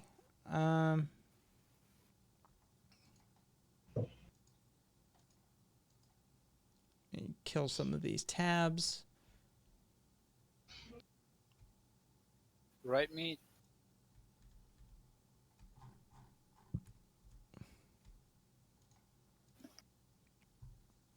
All Are right. we being sent into a place that you need like passwords and logins and Jesus Christ.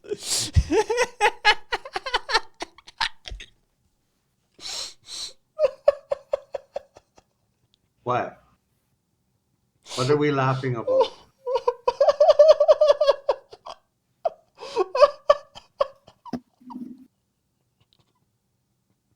What are we laughing about? Oh my God. I think it's about the the fucking sea. The link. Oh. Oh, they linked to a file on their own computer. That's beautiful. Oh, really? That's a local path. That's what we call That only works on your computer. That's a local path. That file exists on your computer, not for us. I'm sorry. I'm a former IT guy. I'm sorry. That is the stuff of legend and lore when somebody does that. Glacial. And for those of you that were summoned by the Glacial. Oh man, that was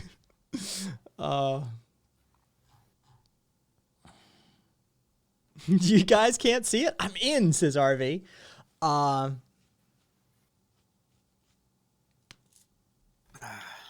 Yeah, it's like it's just someone trying to print a video from YouTube. It's okay, Renardus. It's okay. But you have to understand, as an IT guy from way back, that is the most hilarious shit I've had in a while because I'm not in industry anymore. So thank you for that laugh. Oh, man. So, yeah, cool boy, underneath that logic and understanding, then yes, you would probably Cat. possible that you are correct. Uh-oh. Chad is There we go. Chad is Yeah. looking into it. Yeah, Don't worry, Kai, I've already hacked into the mainframe. Oh, well, in that case.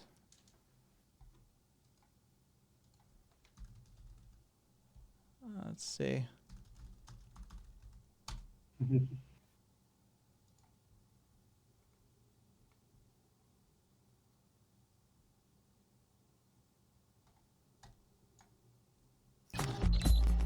Oh well, yeah. I mean, sorry for that laughter and stuff. And obviously, we're not gonna take that as in any way in any way degrading your argument or something. It was just funny. No, it's like just Renee, we understand that it's complex, and there would be need to ensure that everything is really done properly and correctly as best as possible, and that there may be avenues of failure in some aspects, but it would definitely help to be able to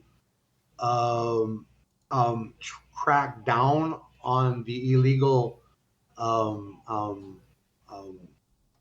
sex trade or trafficking, I should say, and help to catch actual traffickers a lot more easier. Premarital animal. What? I'm for human rights, but the situation in East Turkestan is complex. Was that a snort? Oh, I mean, yeah, it was. The top 5 states for human trafficking all have illegal prostitution. Yeah, like I don't understand how legalizing prostitution is gonna decrease human trafficking. I mean, this is the thing: is rates of reporting increase across the board, but I mean, when you Exactly. you know that this, like I said, multiple researchers have come forward and said we can't separate that data out sufficiently to make any declaration that it's literally a reporting bias. Yeah, when you make things illegal, it's more sought out. Well, no, that's nobody. I mean, it gives an avenue. It's not solving it. Of course, it's not solving it, but it at least gives you an avenue to attack it that you otherwise wouldn't have had.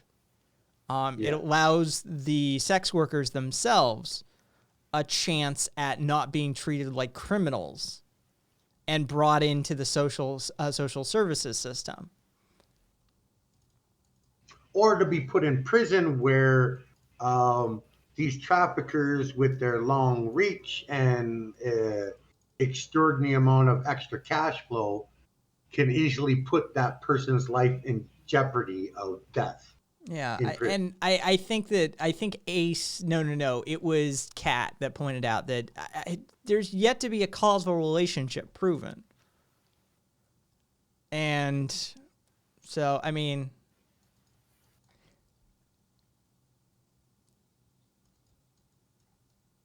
no, we went through this with the stuff. I posted 3 things that weren't paywalled. You know what?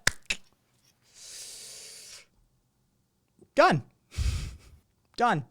Don't care. Well, I would have to say that it's not. My contact even, details are kai@kaisthings.com. I would have to say that Studies can it, be it wrong. may not end trafficking, but it does give law enforcement an extra ability to crack down on it or get closer inside to it. Bernardus, not my first time talking on this subject. Come from a state that has legalized prostitution. Have the majority of my listeners and viewers from places with fucking legalized prostitution. Not my first rodeo. So yes, I've looked into it as well. And I understand it's a complex topic, but rates of inflow reporting increase, not necessarily rates of inflow. And people who have looked into hundreds of like 150 countries worth of data agree that this is still not established, and it negates the positives that you can do with it, and then a feedback loop that into other ways of addressing the human trafficking that you wouldn't have otherwise had it remained illegal.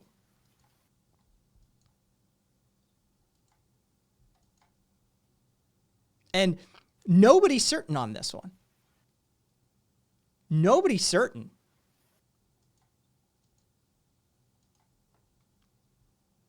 So, I mean, there is differing opinions on this on a global scale.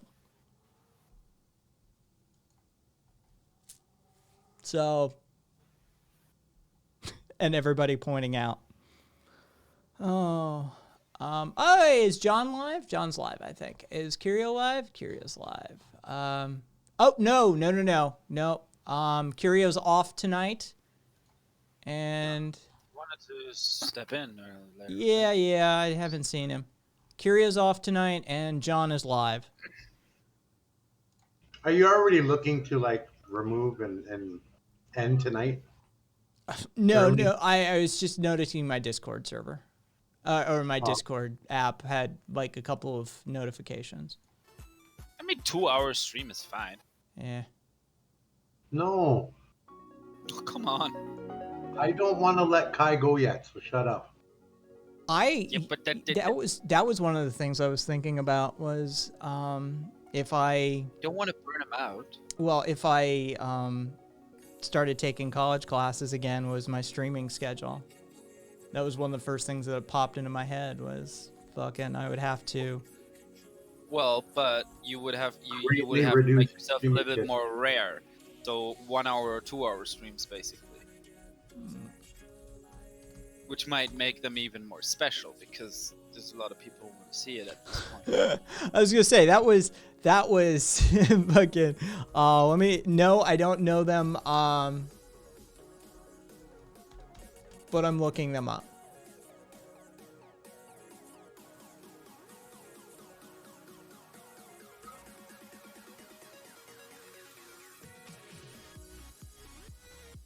Yeah, cool boy. Yeah, I get that. Cool.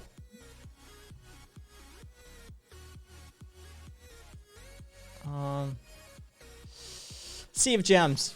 Yeah, exactly. All right.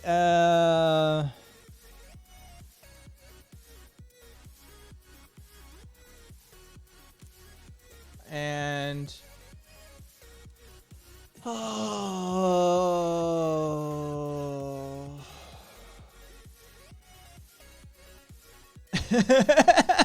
Premarital.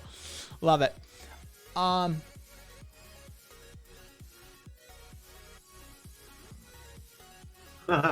Horny sub looking for Tommy Mummy. Oh, premarital. Awesome. Premarital. Awesome. All right. Who's... Oh, geez. There's a bunch of fucking people alive right now. Holy shit. How the fuck did that happen? How did what happen? Prime K's is sitting at 657 viewers.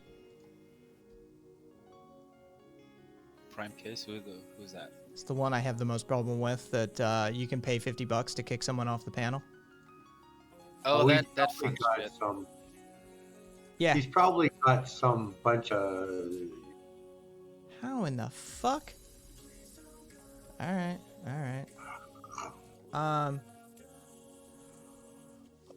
I mean, usually he's hanging around the 100 territory. We're talking a factor of 6 here. Yeah, but usually what happens if, say, Mike from PA or one of those gets in on his panel, then the numbers jump up. You're right. So I don't know. Check that out on my new tablet I got today. Tell me who the guests are on his panel, and I'll tell you why. I already minimized the browser and closed the fucking tab. Okay. Yeah. What's that guy's name again?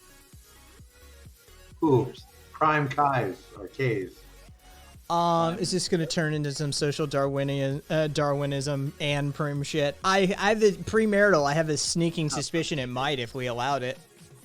Prime, then CA. I got it. Sea of Gems. Heterarchies also do too. I can hear that. Oh, sorry to hear that, Tam. Let me see if we're... No, it looks like the priority queue for adjusting the stream quality is not available right now. I mean, Destiny is in the stream right now. I think that's the... There you go. All right. Oh, that's the reason why there's 600. Yeah. Destiny's in the stream. Whereas prior, he had Destiny's X on his stream. So I mean, it's now a good business model. Yeah. So now he's got exploits Destiny people's in there. fucking bullshit. People's bullshit, yeah. So that's why he has 600 people, because Destiny's in there. Yep. Because surprisingly, Destiny still has a huge following. It's a surprise being the least.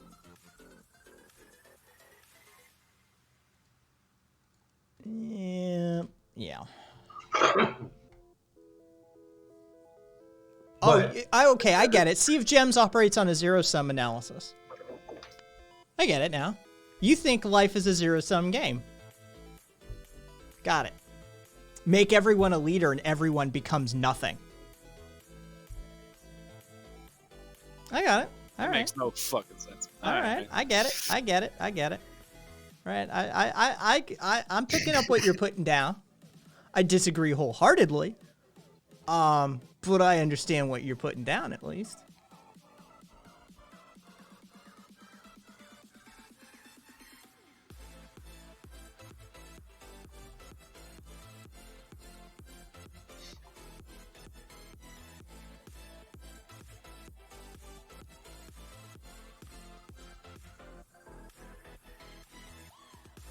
Interesting. They're still going at it over that. Mm-hmm. We've been like past that subject for a while now. You know, chat gets to do what chat wants. Yeah. Dance party. I just wanted to know because there are plenty of people both in the United States and Canada that are friends of mine that work in the sex industry, and I believe that legalization would help it tremendously. I live in Las Vegas, for fuck's sake. Like, Yeah, exactly. you know, swings his tits, moving. They have an actual cop on. They're talking about cop stuff, police stuff. Yeah. Let's see. You realize that math's only the head, right? Is it a cop? Actually, I'm just not hearing that right. Oh, whatever. I don't give a shit. I'm leaving. Are you leaving, Arto? No, I'm leaving this prime case. Yeah, that's better for my sanity. My Why are you still in there? I just wanted to know. I never looked at it. I just heard Kai's tales about it. I might check it out some other point, make my own mind up about it. I will. All good, Arto. You figure you out. I just know that, yeah, since he's got Destiny on it, that's why he's got so many people in there. Oh yeah, for sure. I mean, but they're talking police stuff. Yeah, which is about normal. Yeah, I used to go there on Prime K's panel, or. I mean, I respect the hustle, whatever. But I want to guilt trip people into donating to me for supporting my sobriety efforts. So, can't really talk shit. I mean,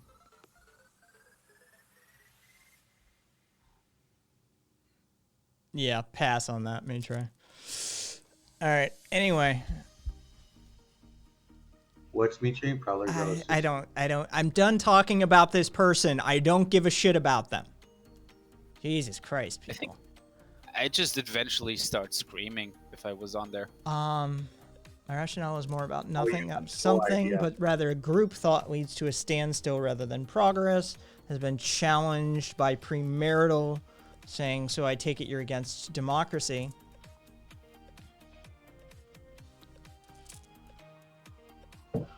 Wait, was 6 foot the really good looking one? I think hierarchy can be viewed in terms different than social class is what I'm saying. Sure, it can. It can. But when you're talking about an inherently hierarchical, exploitative, authoritarian system such as the governmental and economic systems that we live our lives and die under, the criticism becomes valid. And any justification that should be provided on the parts of these should be undergo analysis.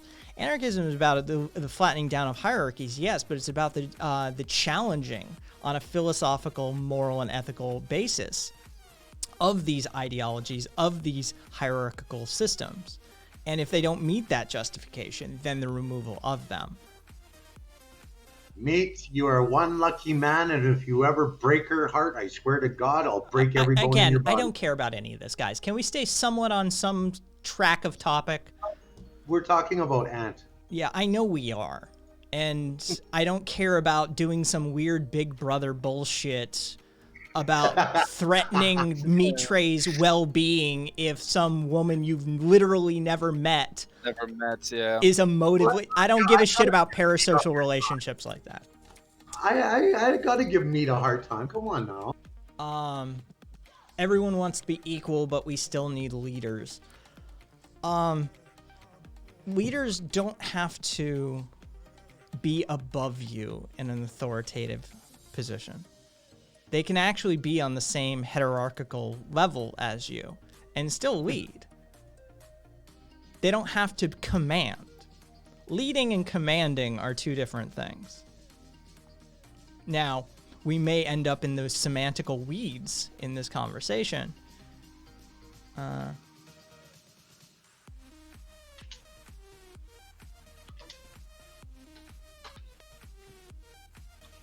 How can it practically work in a world where the group can't drive institutions?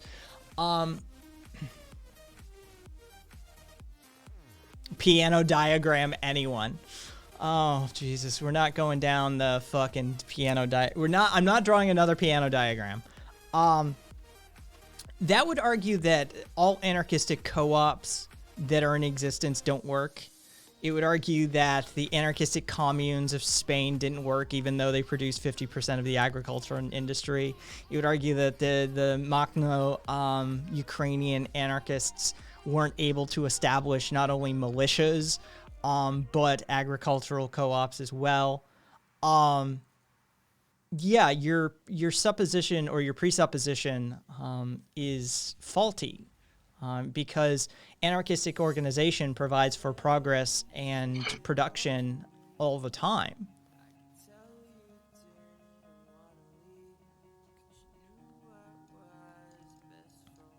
Well, there's public-private cooperation, mixed economic systems across the board. No one takes up all of the slack.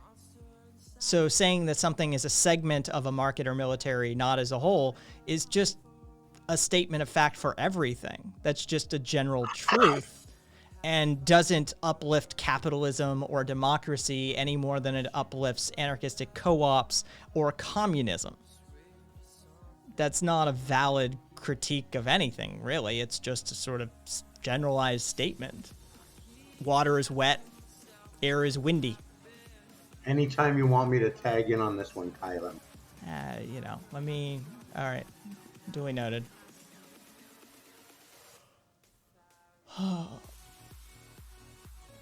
Because, like, most of them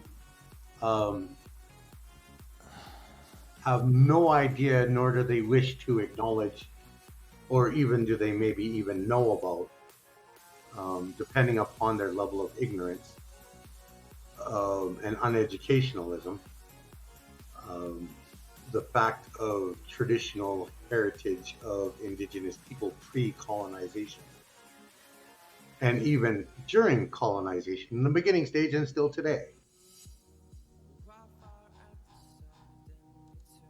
Yes, exactly. It's not the diagram. Oh, if we have to do the diagram again. Yeah, Ace, exactly right. Not the diagram. Lord, no. Do I still... No. I must have... I had both of the trash diagrams for a while, but I must have gotten rid of them. How is this hype dance shit? Upbeat dance. Yeah, totally. There you go. I'll give some time for typing up. They're trying to make you play the most garbage music. I just want to play my music tracks, right? Like, I just want to play what I want to listen to. Yeah, but they make you force you to listen to. I know. Like, I have a list of stuff that I would be playing on a regular basis. And they're even going deeper than that with this Tillis bill, right? I don't think Till's fucking bill's gonna go forward. I really don't. I don't think it's gonna be a thing. I gotta ask some musician or bands I know to give me some fucking music, or I have my friend with the media production company to give me like a cool collection of some shit that I know I could use. So what do we got here, Kat? This week on Lefties. I will share that stuff. This week on Lefties trying to find common ground with fascists. Oh God, it's Bashar. It's Bashar Assad. Fucking Syria clip. يعني أساس منهجيتها هو تسويق الانحلال الأخلاقي بشكل كامل وفصل الإنسان. Okay, first, can we just talk about this nut job, right? Like, he's the most boring dictator ever, right? Like, this dude's a fucking dentist. He's just the worst boring dictator ever. At least, like, Saddam had flair, right? Epaulets and a fucking framed picture of his family and shit he's wearing on this fake-ass colonel uniform and shit. The guy was interesting, at least. This boring motherfucker. the mundanity of his atrocities. مبادئ أو قيم أو انتماءات أو عقائد من أجل الوصول لأهدافها. All right, so we know the deal, all right? So it's a Bashar al-Assad fucking clip.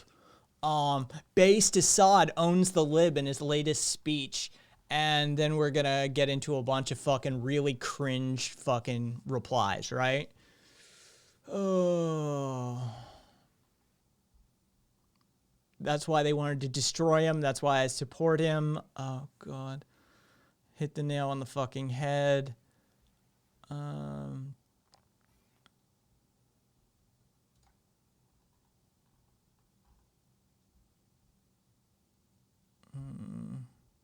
Based as fuck. Shared it 5-6 times. Oh, man, that's Have so much respect for this guy. Oh, Jesus Christ. Nut jobs.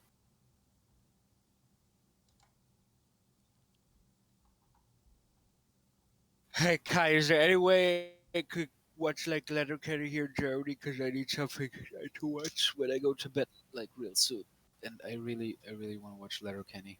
I mean, I can't make that happen when I'm on stream. Yeah, obviously. Jesus Christ, he's got a point. I agree, 40%.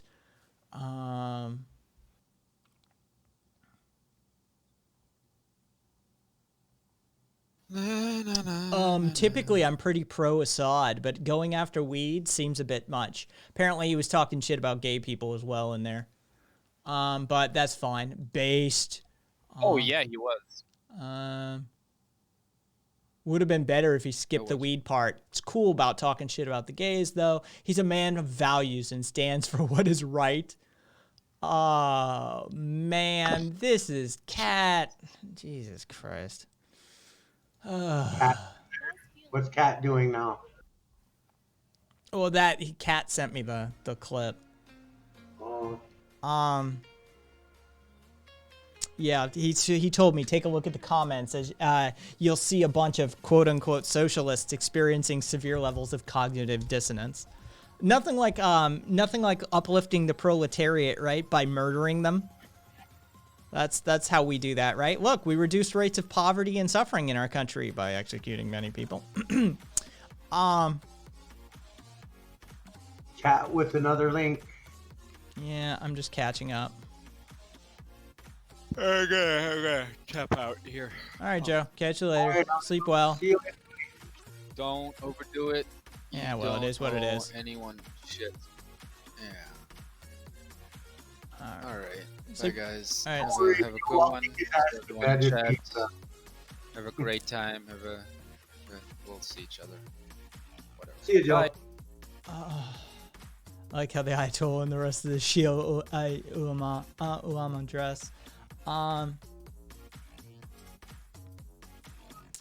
Sea of Gems. I advocate for a thing called Thucydian incrementalism. It's a treatment of the system as a set of hot swappable components, rather than a single revolutionary act that will most likely end up in a vanguardistic style scenario. What you do is you break down the system, governmental, economic, into a set of manageable components, and you swap them one by one. You do this not as an individual, but as a series of groups throughout your society. You attack on all fronts. You push all levers. Hey, Zealot. Australia checking in with the fuck the sun comment. I'm like Bert Zoidberg. Yeah, the broadcast video options are sort of a on-demand, occasionally allocated only for partners only sort of situation. And right now, it seems like the affiliates don't have the option for it. I was looking at it though, premarital. Sorry about that. Is what it is at this point in time. What don't affiliates have the option for? On the app, you can turn down the quality settings. So you have a lower like stream rate, so you can have less buffering and stuff like that. But that is done. Hey, Tommy Tatum. That is that's done on a on-demand basis, and sometimes the affiliates don't have access to it. The partners have a guaranteed access to it. Yeah, the affiliates, you'll have to go through a few streams, and when it asks you to rate how your stream went, if you continue to rate it low and then put in with the error or rate in the little box when it asks you to explain what the issue was, then after a few different times, they will eventually fix it themselves for you. Howdy, Joseph. Burning ball of hate in the sky, Momo. Nice. I like where you thought was going.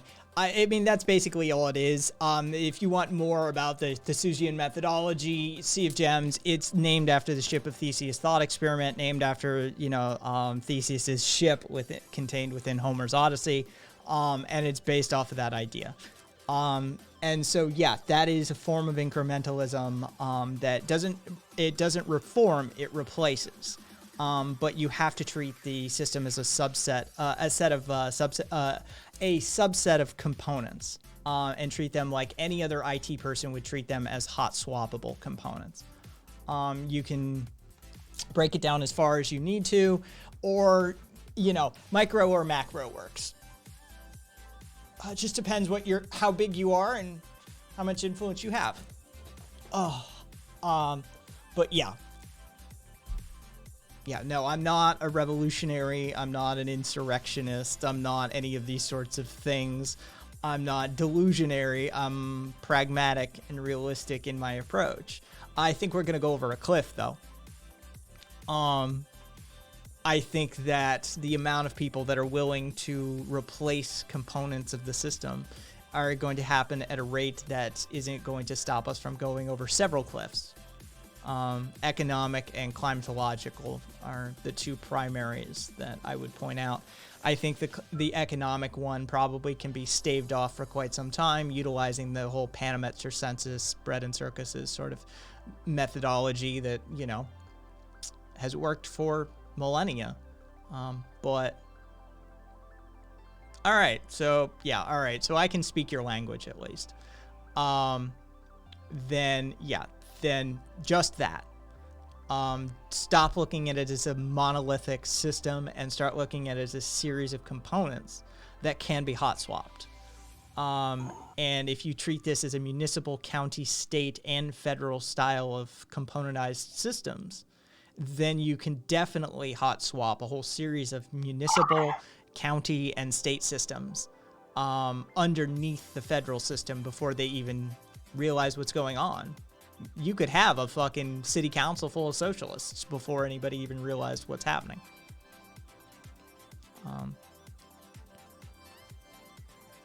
It's 50%. Ramsey. It's 50%. Yeah. Agriculture and industry. During the Spanish Civil War, 50% was produced by anarchistic communes. You're welcome. You can cite Chomsky on that number. So yeah.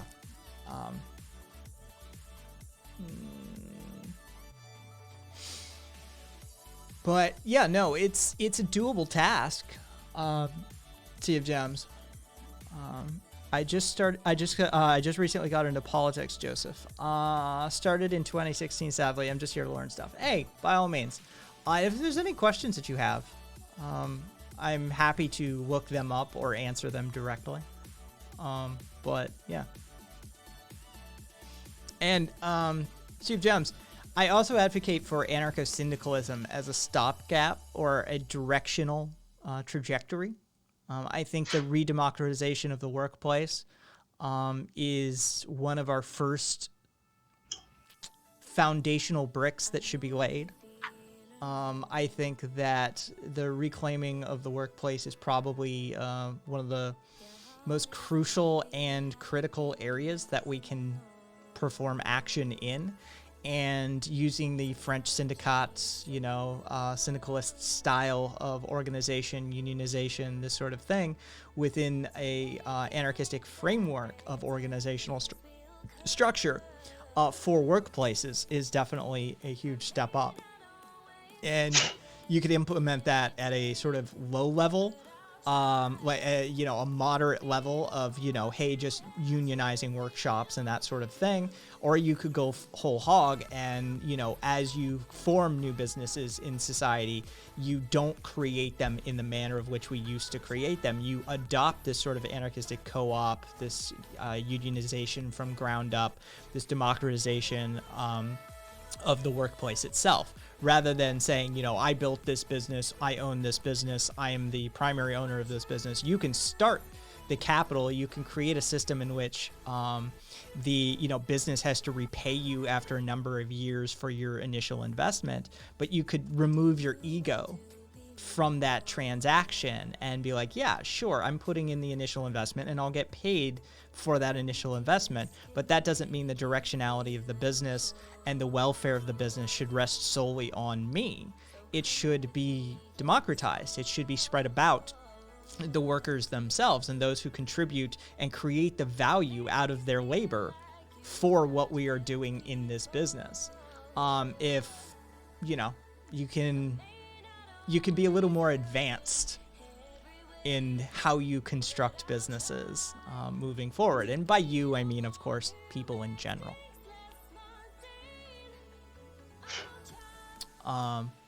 Hey there, comrade. Thank you for the little hearts. And thank you, Dumpling. Did Amazon have a video saying to turn in workers that say union words? I think this happens. They have a 30-minute training video that I am familiar with. Is the Amazon Union training video, and it is very much corporate propaganda. It's informed management of any conversations, that sort of stuff. Yeah.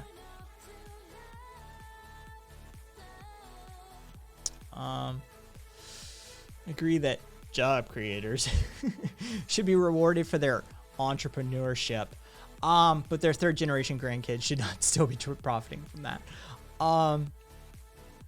Again, like I said, you just have to remove your ego from the process, which is very extraordinarily difficult for human beings to do. But it is doable. It's entirely doable. And yeah, Joseph with the nice. Let me try and find it.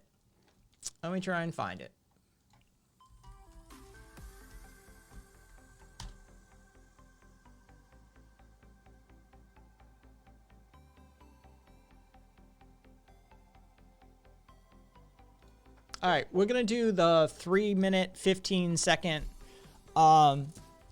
clip.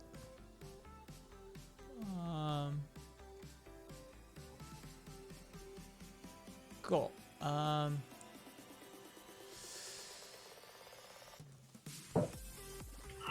right, so here's the 3-minute and 15-second clip version. There is a 29 minute and 3-second version of this.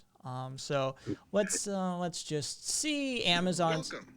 We're excited to have you at this training, specifically designed to give you the tools that you need for success when it comes to labor organizing. During this course, we'll cover several important topics, such as our position on unions, associate rights, signs of employee disengagement, and how to identify, escalate, and address associate concerns. We are not anti-union, but we are not neutral either. We will boldly defend our direct relationship with associates as best for the associate, the business, and our shareholders. We do not believe unions are in the best interest of our customers, our shareholders, or most importantly, our associates. Our business model is built upon speed, innovation, and customer obsession, things that are generally not associated with unions. When we lose sight of those critical focus areas, we jeopardize everyone's job security. We don't badmouth unions in general, but we will speak openly with associates about unions, including any specific concerns about particular unions involved in organizing. And we share our preference for a direct working relationship frequently and boldly, even when no organizing activity has occurred. You will learn about the warning signs most commonly associated with early union organizing, as well as other warning signs that could indicate associate disengagement, vulnerability to organizing, or early organizing activity. While employees have the right to organize, we have a right and responsibility to share our position that a direct working relationship is better for the customer, the company, and the associate. In order to be able to do that effectively, it is critical that we recognize the early warning signs of potential organizing and escalate concerns promptly. If you see warning signs of potential organizing, notify your building HRM and GM site leader immediately. HRMs and GM site leaders should notify their assigned ER managers or ER principal immediately. The most obvious signs would include use of words associated with unions or union-led movements like living wage or steward, petitions or other concerted activity such as an associate purporting to speak on behalf of his or her coworkers when raising concerns, union graffiti, union t-shirts, hats, jackets, or other clothing, union flyers, and union visitors in or near the parking lot. Some signs are less obvious than finding the actual union flyer, but they can still indicate associate disengagement, which is itself a warning sign for potential organizing. Examples include associates who normally aren't connected to each other suddenly hanging out together, associates who were close suddenly stop speaking to each other, groups of associates scatter when approached by management, increased associate negativity, anger, or confrontation, unusual complaints or change in passion or detail around complaints, unusual interest in policies, benefits, employee lists, or other company information, or any other associate behavior that is out of character. For example, an associate who normally leaves promptly begins hanging out in the break room for an hour after work each day. In order to recognize warning signs, it is critical that you know what an associate's normal behavior looks like. Often, it is the change in behavior that is the warning sign, more than the actual behavior itself. All right. So that's the 3-minute version of a 29-minute video. Yes. So Amazon's not anti-union. Probably shit. Squid. It was probably like a Fiverr gig. They probably did something like that. Thank you for the follow, Pippi Mello. Yes. Oh dear God, it's worse than I remember. And thank you for the follow, Joseph. Yeah, acoustic music. If you hear your coworkers talk about unions, you too can be a Pinkerton. Just a very lowly paid one. Your pay will be the same, but you will have done a great thing for the company, and we will pat you on the back if we have the time. Jeff Bezos had a divorce when he realized marriage was a union. Walmart's is so cringe it fills me with rage. I don't understand what an associate is. An associate is corporate speak for wage slave. Infomercial hack video, yes. Again, that's the 3-minute version. If anybody really wants to feel filthy, the link is in chat. That is the long version of it. Wait, didn't Amazon buy out Twitch? Oh yeah. Twitch is owned by Amazon. Damn. Yeah, we run on AWS servers. No thanks, I have a migraine already. Yes, you must police your colleagues' thoughts. Yeah, that to me is the most disturbing part. I expect Amazon to play doublespeak. I expect Amazon to, say things like, hey, we're not anti-union. We're just not anti-union. Shit like that I completely expect. But when you get into the Red Scare McCarthyism shit, monitor your coworkers' behavior and report back immediately on them. Dude, that's some filthy shit.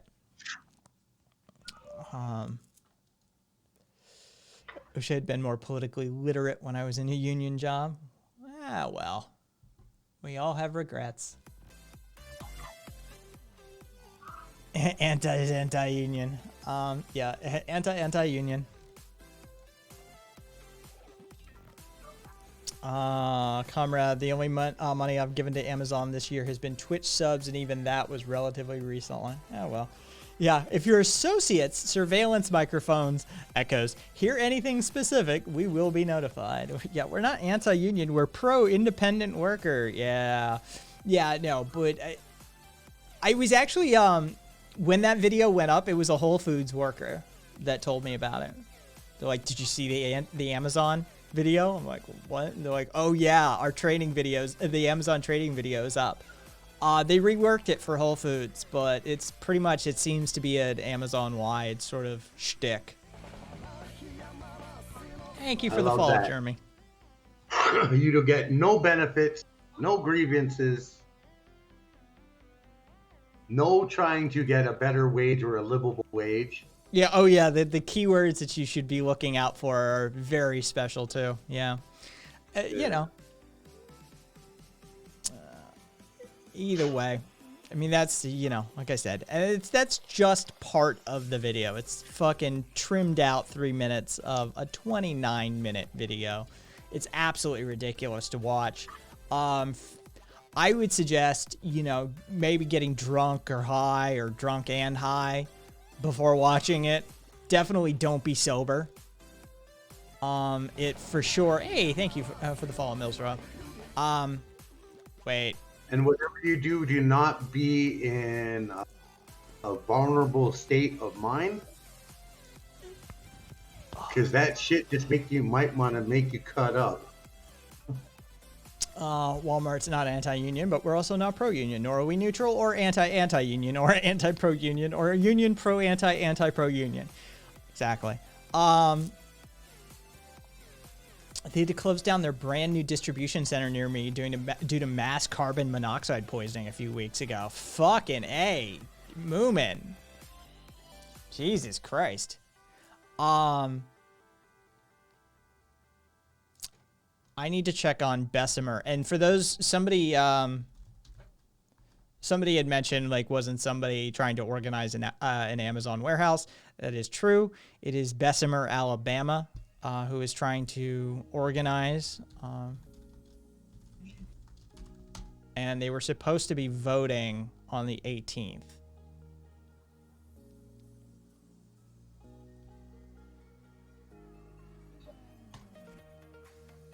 Let me look.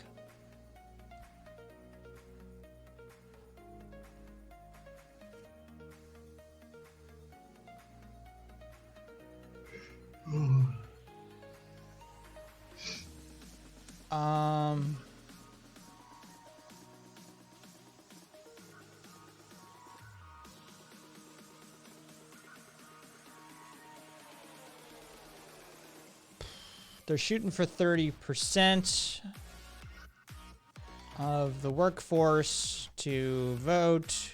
Yay. I don't have a count of the recent vote. Not yet, at least.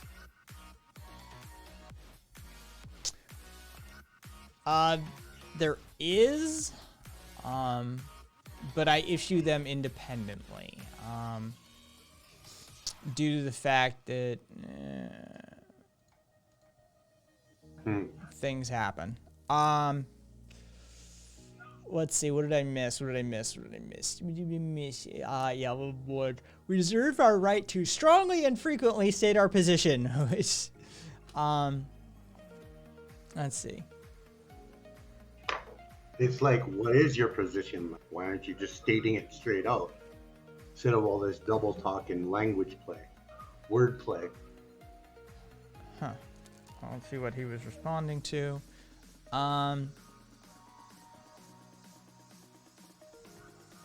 If you need an intoxicated Dutchman on the air to replace the German that went to bed, let me know. Duly noted, Ramsey. Duly noted. Known folks who have been who have broken their backs in warehouses all their lives, never been in a union, walk out of Amazon after a few hours because the place is so full of shit. Sounds about right. Sounds about right.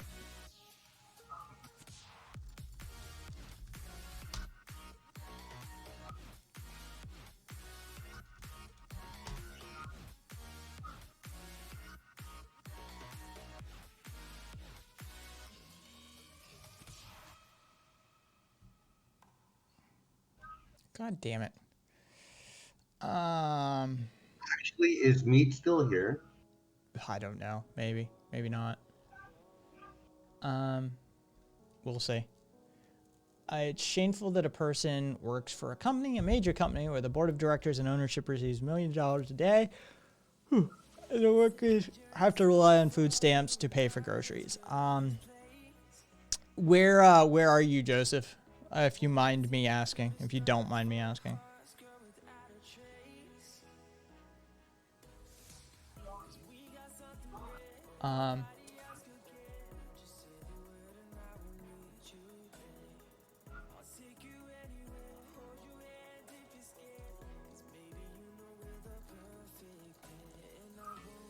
Okay, Albertville, Alabama. It seems yeah, it seems that Alabama's been pretty fucking active recently. That bullshit where they wanted praise for opening up homeless shelters for employees. Yeah.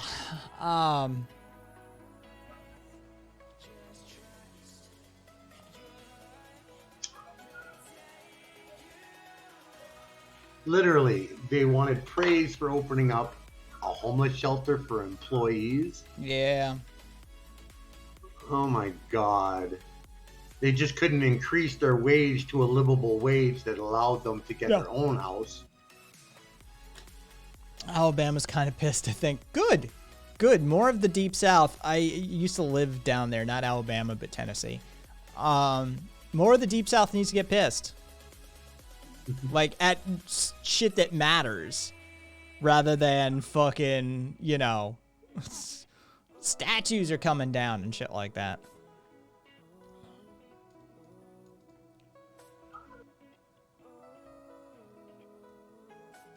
Well, I'll see if I love Georgia in a month or so. Still annoyed with Kentucky. Yeah, the thing is, the shelter will be tax deductible. Moomin pointing out. Damn. Oh yeah, it's a write-off. Yeah. Why does that sound like Walmart? Catch you later, Arm. Good luck. Give him a squeeze. Something like that. See ya, Arm.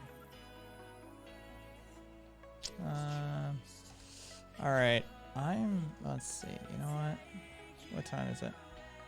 And why do I have a message window open? Don't know. Employee homeless shelters. It's technically not slavery. Da-da-da-da-da. I'm loving it.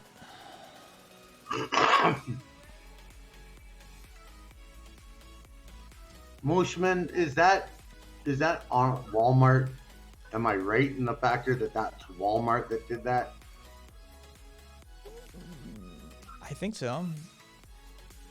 No. I think it may be Amazon, actually. Because they know Walmart demands that pays their employees such a low wage, just enough for them to get food stamps and then have to. There's over 14,000 U.S. Walmart employees that are on food stamps and Medicaid and other forms of social welfare. Yeah. Yeah. And then demanded that all their food stamps and shit be used at Walmart. So Walmart's collecting everything. We really love just taking away ask the government money, taking away government money and handing it to corporations, don't we? Late stage capitalism at work. Woo! Oh, we really just love taking all the government money and handing it to corporations, don't we? Late stage capitalism at work. I mean, you know, it's fairly predictable. Eventually it turns inward. They'll use the charity as a holding fund so they can pump as much money into it as they like without it getting taxed, but still have control over the overall funds and buy everything needed through Amazon. Yeah, that is a standard trick of the trade when it comes to charity organization for, you know, philanthropic purposes for a rich person, is you transfer funds over to the charitable foundation that you establish and control. And it means the funds are still retained within your control, but now they're tax deductible on top of it. and you can route purchases through that charitable organization through any infrastructure that you may also own, thus double backing on the profit.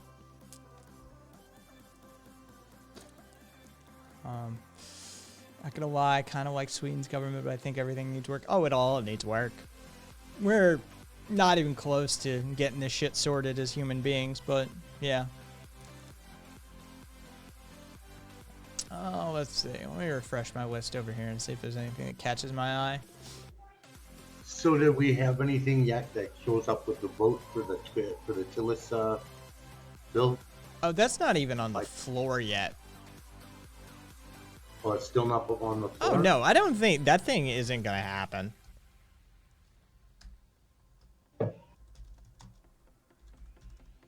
I'll look at its schedule. Yeah, no, it's fucking, it's not even a thing. It's not even a bill, it's a proposal.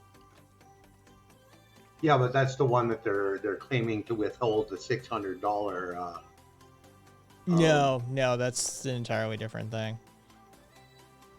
Really? Because I thought it was like, if this Tillis bill doesn't pass, then they're not going to be handing out $600 check to everyone. No, that's not a thing. Let's see. Let me check its status.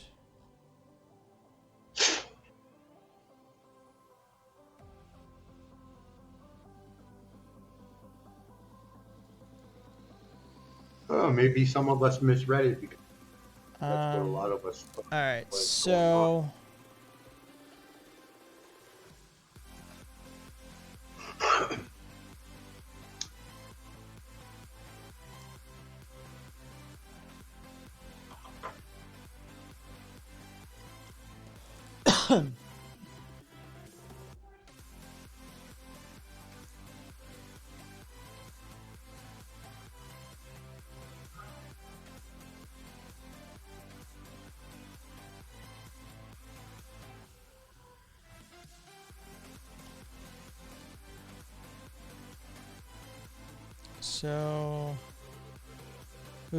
it's included in the bill is the Case Act.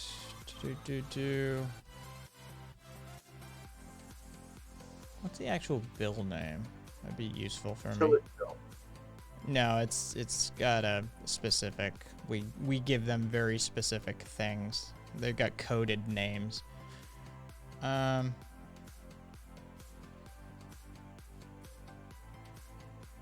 right. Oh no, I think I got rid of it when I cleared my browser history.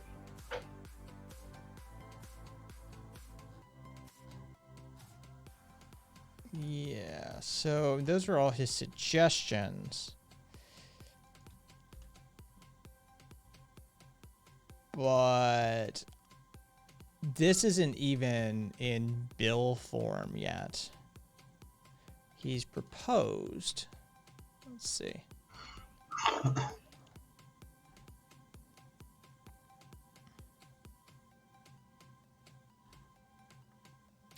That had to do with the copyright and DMC thing. Yeah. It's not even a thing. It's a proposal by Tillis to augment the DMCA violations and the copyright IP laws. This hasn't made any fucking. I'm glad you enjoy it, Joseph. There's a fun story behind it as well, but we don't need to get into it this moment.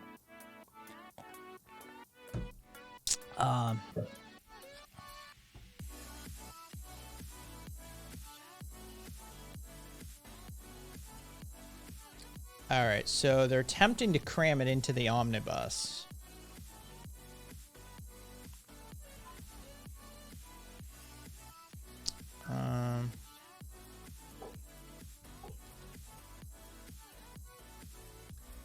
So then, were we misinformed with this attempt to withhold aid?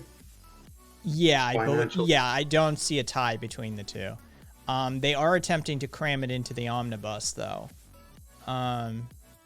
It's just a giant fucking shotgun blast of laws. That's what the omnibus bill is. It's a whole bunch of different, diverse, not necessarily connected laws.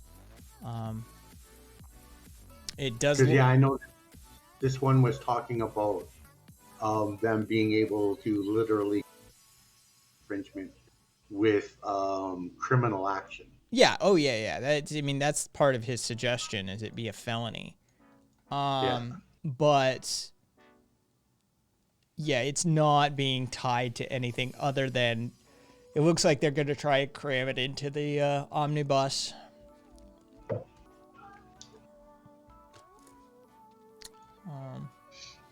Yeah. Hey, Ace.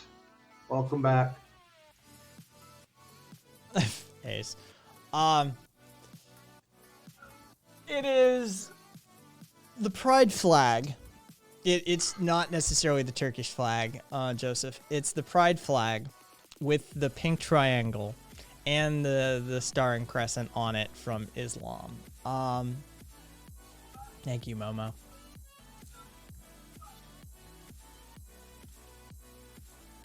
Yeah, this is his suggestion. This hasn't even like made it into like this hasn't even been given a code yet. Yeah, he wants to amend USC fucking Title 18 with this. This is representative of what they want to cram into the omnibus.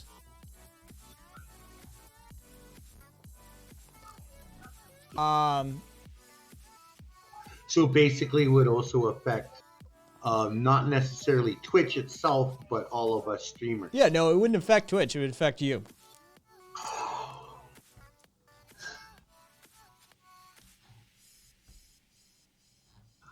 But I wonder how that would affect me being Canadian and not a citizen, and therefore. Oh no, it wouldn't affect you directly. Unless Canada adopted some sort of, reciprocity within legislation.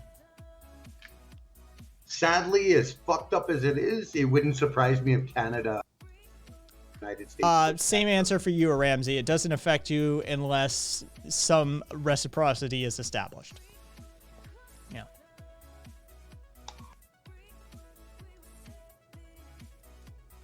Although, if you do like what I do and put your video up on YouTube. Well, they would have. I mean, they already do have the exact same powers of pulling it down. Yeah. Or putting it as any revenue, like from ads on it, would go directly to whoever claimed copyright on it, rather than you. Or like I've had in one of my streams where a part of it was said that it couldn't be played because apparently it's banned in Canada. Yeah, it happens all the time with digital rights. Night, Joseph. Sleep well. Have a good evening or day or whenever you're passing out.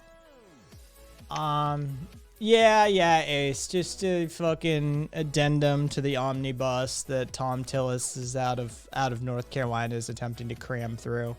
Yeah, I think I'm gonna call it too, Tam, quite frankly. That would create legal structure for Americans that post copyrighted material to be charged with a felony and serve jail time. So basically, more power to big corporations and screw over everybody else. Yes. So it might not even make it to court. They may come to you and say, well, they may come to you and sign whatever, get you to sign whatever bullshit. But definitely,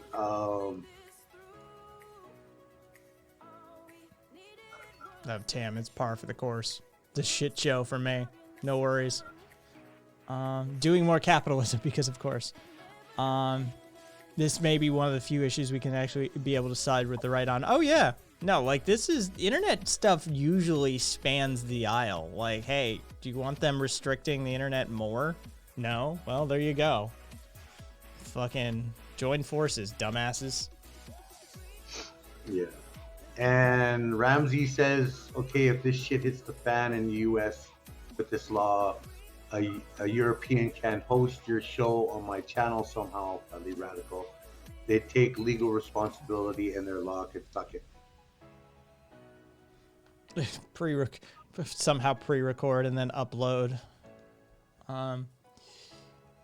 Yeah, it seems to be that way, Moomin. It seems to be that way. Yeah. Oops. I closed that tab before I fucking meant to.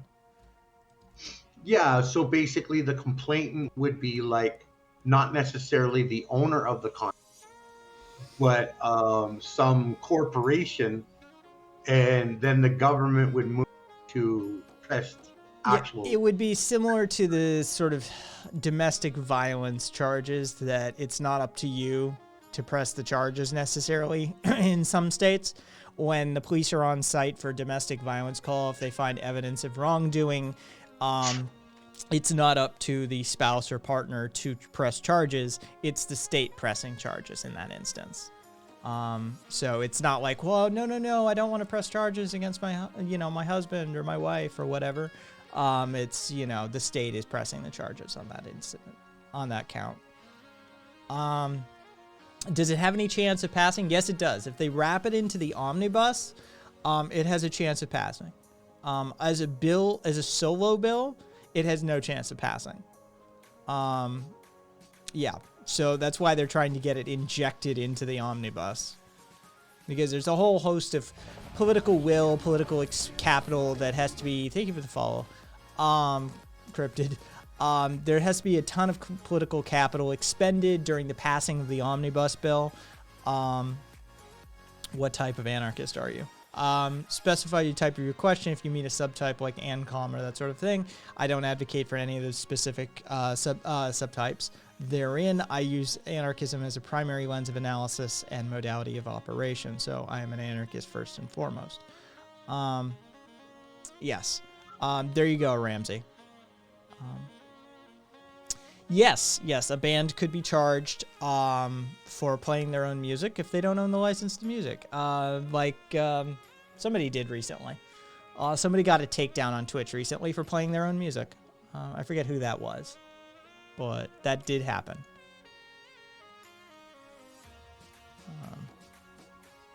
I want to say that completely sucks. So you go out of your way and some company turns around and goes, "Oh yeah, well we own that."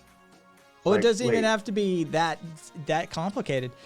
Jim Sterling, who's a video game critic, their video just went up on making fun of CDPR, CD Projekt Red, the makers of Cyberpunk, for those of you that don't know.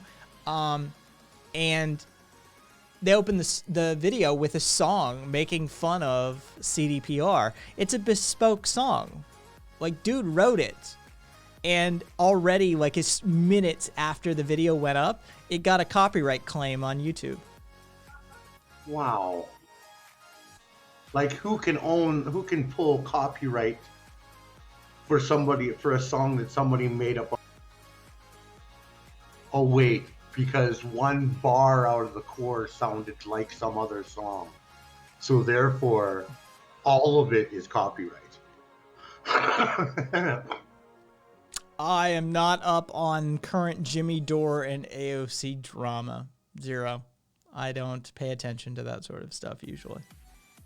And Cryptip, yeah, that would be the most common sense, logical thought pattern of it. But unfortunately, no. Well, corporations now are the first and foremost protected. Yeah, that's not what it's about anymore. Talk to Disney about IP. Yeah. So, yeah, intellectual property concept is a little outmoded in the electronic digital era anyway. So, time to revisit, possibly. Time to revisit.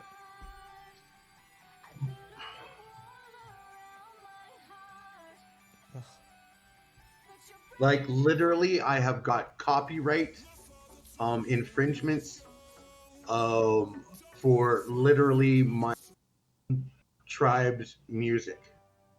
Oh, I played we watched a documentary one night on the IWW, and there was an old workers protest song being sung in the background, and I got a fucking strike. Like, we were talking about a song from like the late 1800s.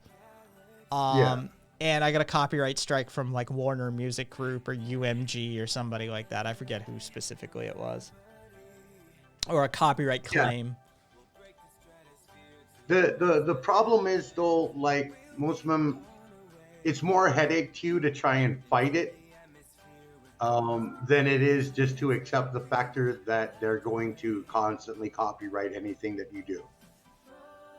If they can, and if they like, I played a video on traditional Maui. That's like the actual tradition of it, like the actual traditional one.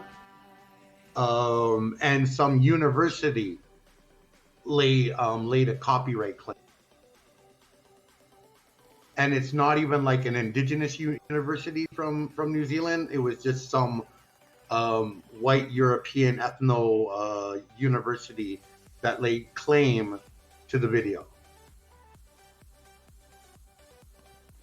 Ramsey, that is a valid technique, but in the instances of somebody like Jim Sterling, who doesn't monetize any of their YouTube videos, that community is solely funded out of donations and Patreon and that sort of thing. Never has Jim involved advertising in his revenue stream. So yeah, it doesn't even matter to him. It matter to them. Jim actively encourages his community to ad block the shit out of his YouTube videos. He's like, don't watch ads for my videos. Don't ever do that. He doesn't put advertising in. Yeah. So, oh yeah. Okay. Ramsey's familiar. Yeah. Jim's good people. I'm like mine. I haven't even been able to put a monetary value on mine yet. No, Apparently, you need certain metrics to do that, like 1,000 subscribers or something like that. Yeah, so I haven't even added in any ads to it. YouTube added ads on its own. Yeah. And then state that every time someone dings me with a copyright, no actual actions other than any money received from the ads from my video go directly to the person doing the copyright complaint. Yeah. Yeah, and since I don't monetize anything, my YouTube channel is nothing more than an archive for the VODs, then doesn't matter. Oh, lovely. Zealot says, oh my god, my phone overheated and now the screen is all white and green. Congratulations, Zealot. Oh, jeez. Sorry to hear that, Zealot. YouTube ads be the worst. YouTube ads are not the worst. Twitch ads are the worst because they're far more difficult to skip. YouTube ads are very easy to block. You can just get even the simple free ad block program that adds to like Chrome, and literally you skip all the ads on it, and they're not getting any money for skip that. So yeah, Ramsey. So Zealot, this sounds like a good time to learn about phone hardware or upgrade.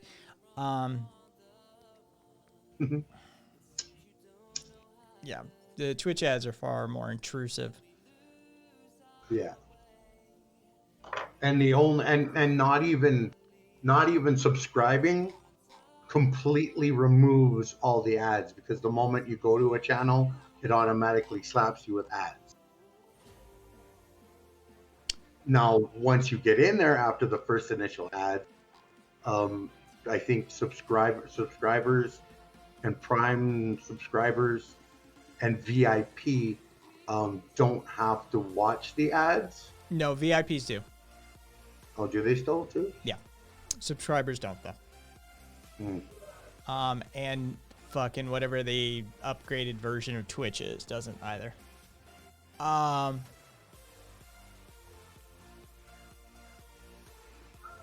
Cryptid, if you want to have that discussion in the future when you're a little more sober, by all means, you'll find that you'll find a variety of nuance in that discussion with me. But you know, I temporally stretch what I advocate for. What we need to do today and what we need to do tomorrow, what we need to do next year and 10 years are different things. So the things I advocate for are not static in time. I'm not one thing. I'm a realist and a pragmatist on top of being an anarchist. So there you go. Sounds like Amazon for you. Twitch ads. Yes. All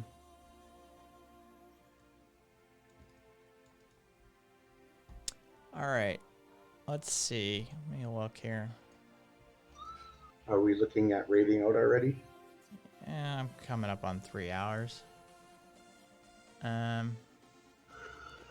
Clydeson's over in politics. John Doe's playing Gears Tactics. Oh, stretch the knee. Stretch the knee. SJ's fucking. John Doe's only got one person. Yeah. Let me check his channel. Oh wow, he's having a hair day. Not his beautiful hair that he normally has. Oh, foof. It is.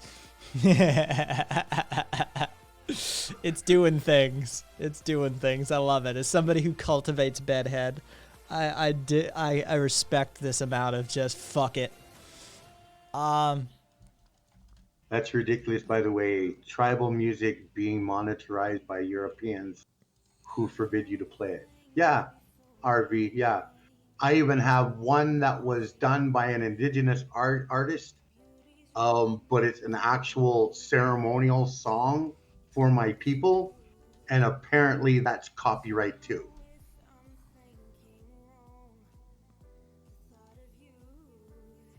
It's really, really disgusting.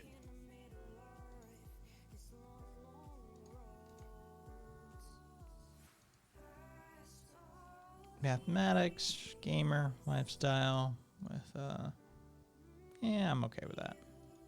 I'm almost Good night, Tam. Good night, Tam. Good night, Tam. I'm almost opted to vote for John Doe, being that we all should see his hair. Yeah, I've already decided that's definitely the direction I'm gonna go. Yeah, RV, and including with any documentary that has to do with indigenous people. Some of them are copyright, even though it has to do with my people. And I get dinged with copyright. So they're like literally, unless Twin Rabbit and Pam Pamater, who both state in their video in the beginning and end, to freely available to share it. Other than that, I literally have to find indigenous artists to showcase on my stream that have not been picked up by any label, or that anyone could come and claim copyright on. The bullshit hoops we have to jump. Yeah. Ooh, Moobin. So basically, there's like tons of content on my channel that I would love to show to help educate. But literally, Ace. Sounds about right.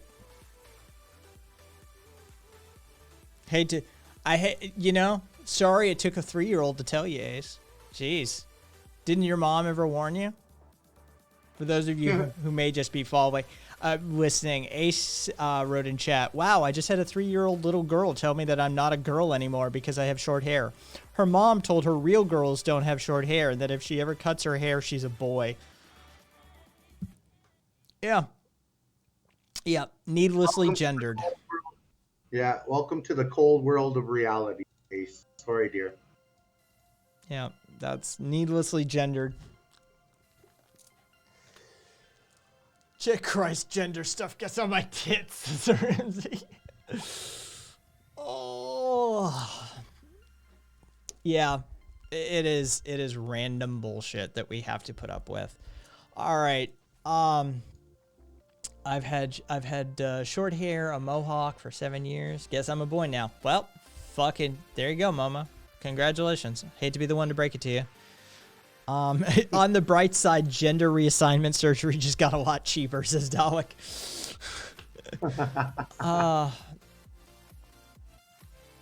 Let's see. Well, seeing as how we're gonna be rocking and love everyone.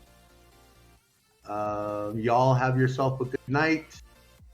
See you wherever we're going to raid, and you guys take good care of yourselves. Be kind to yourselves. Much love and respect. And we'll see you next time. I'm gonna raid Real John Doe, which is playing Real John Doe. Yeah, it's a whole fucking thing. He's playing Gears of War Tactics or Gears Tactics. I don't expect a lot of you fucking policy heads and theory nerds to stick around long for it, but throw him a follow and hang out and talk to him. But by all means, check the hair. Yeah,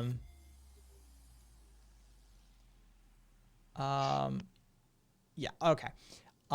Definitely. Orlando also does a lot more than just gaming. He does other different venues on his stream. It just so happens that tonight he's gaming. So that's who we're gonna raid. As always, kaisthings.com, kaisthings.com is where you catch all my bullshit. Hey, Dan Simpson, just in time to raid John. I'm tagging out. I'm taking an early knee on this one.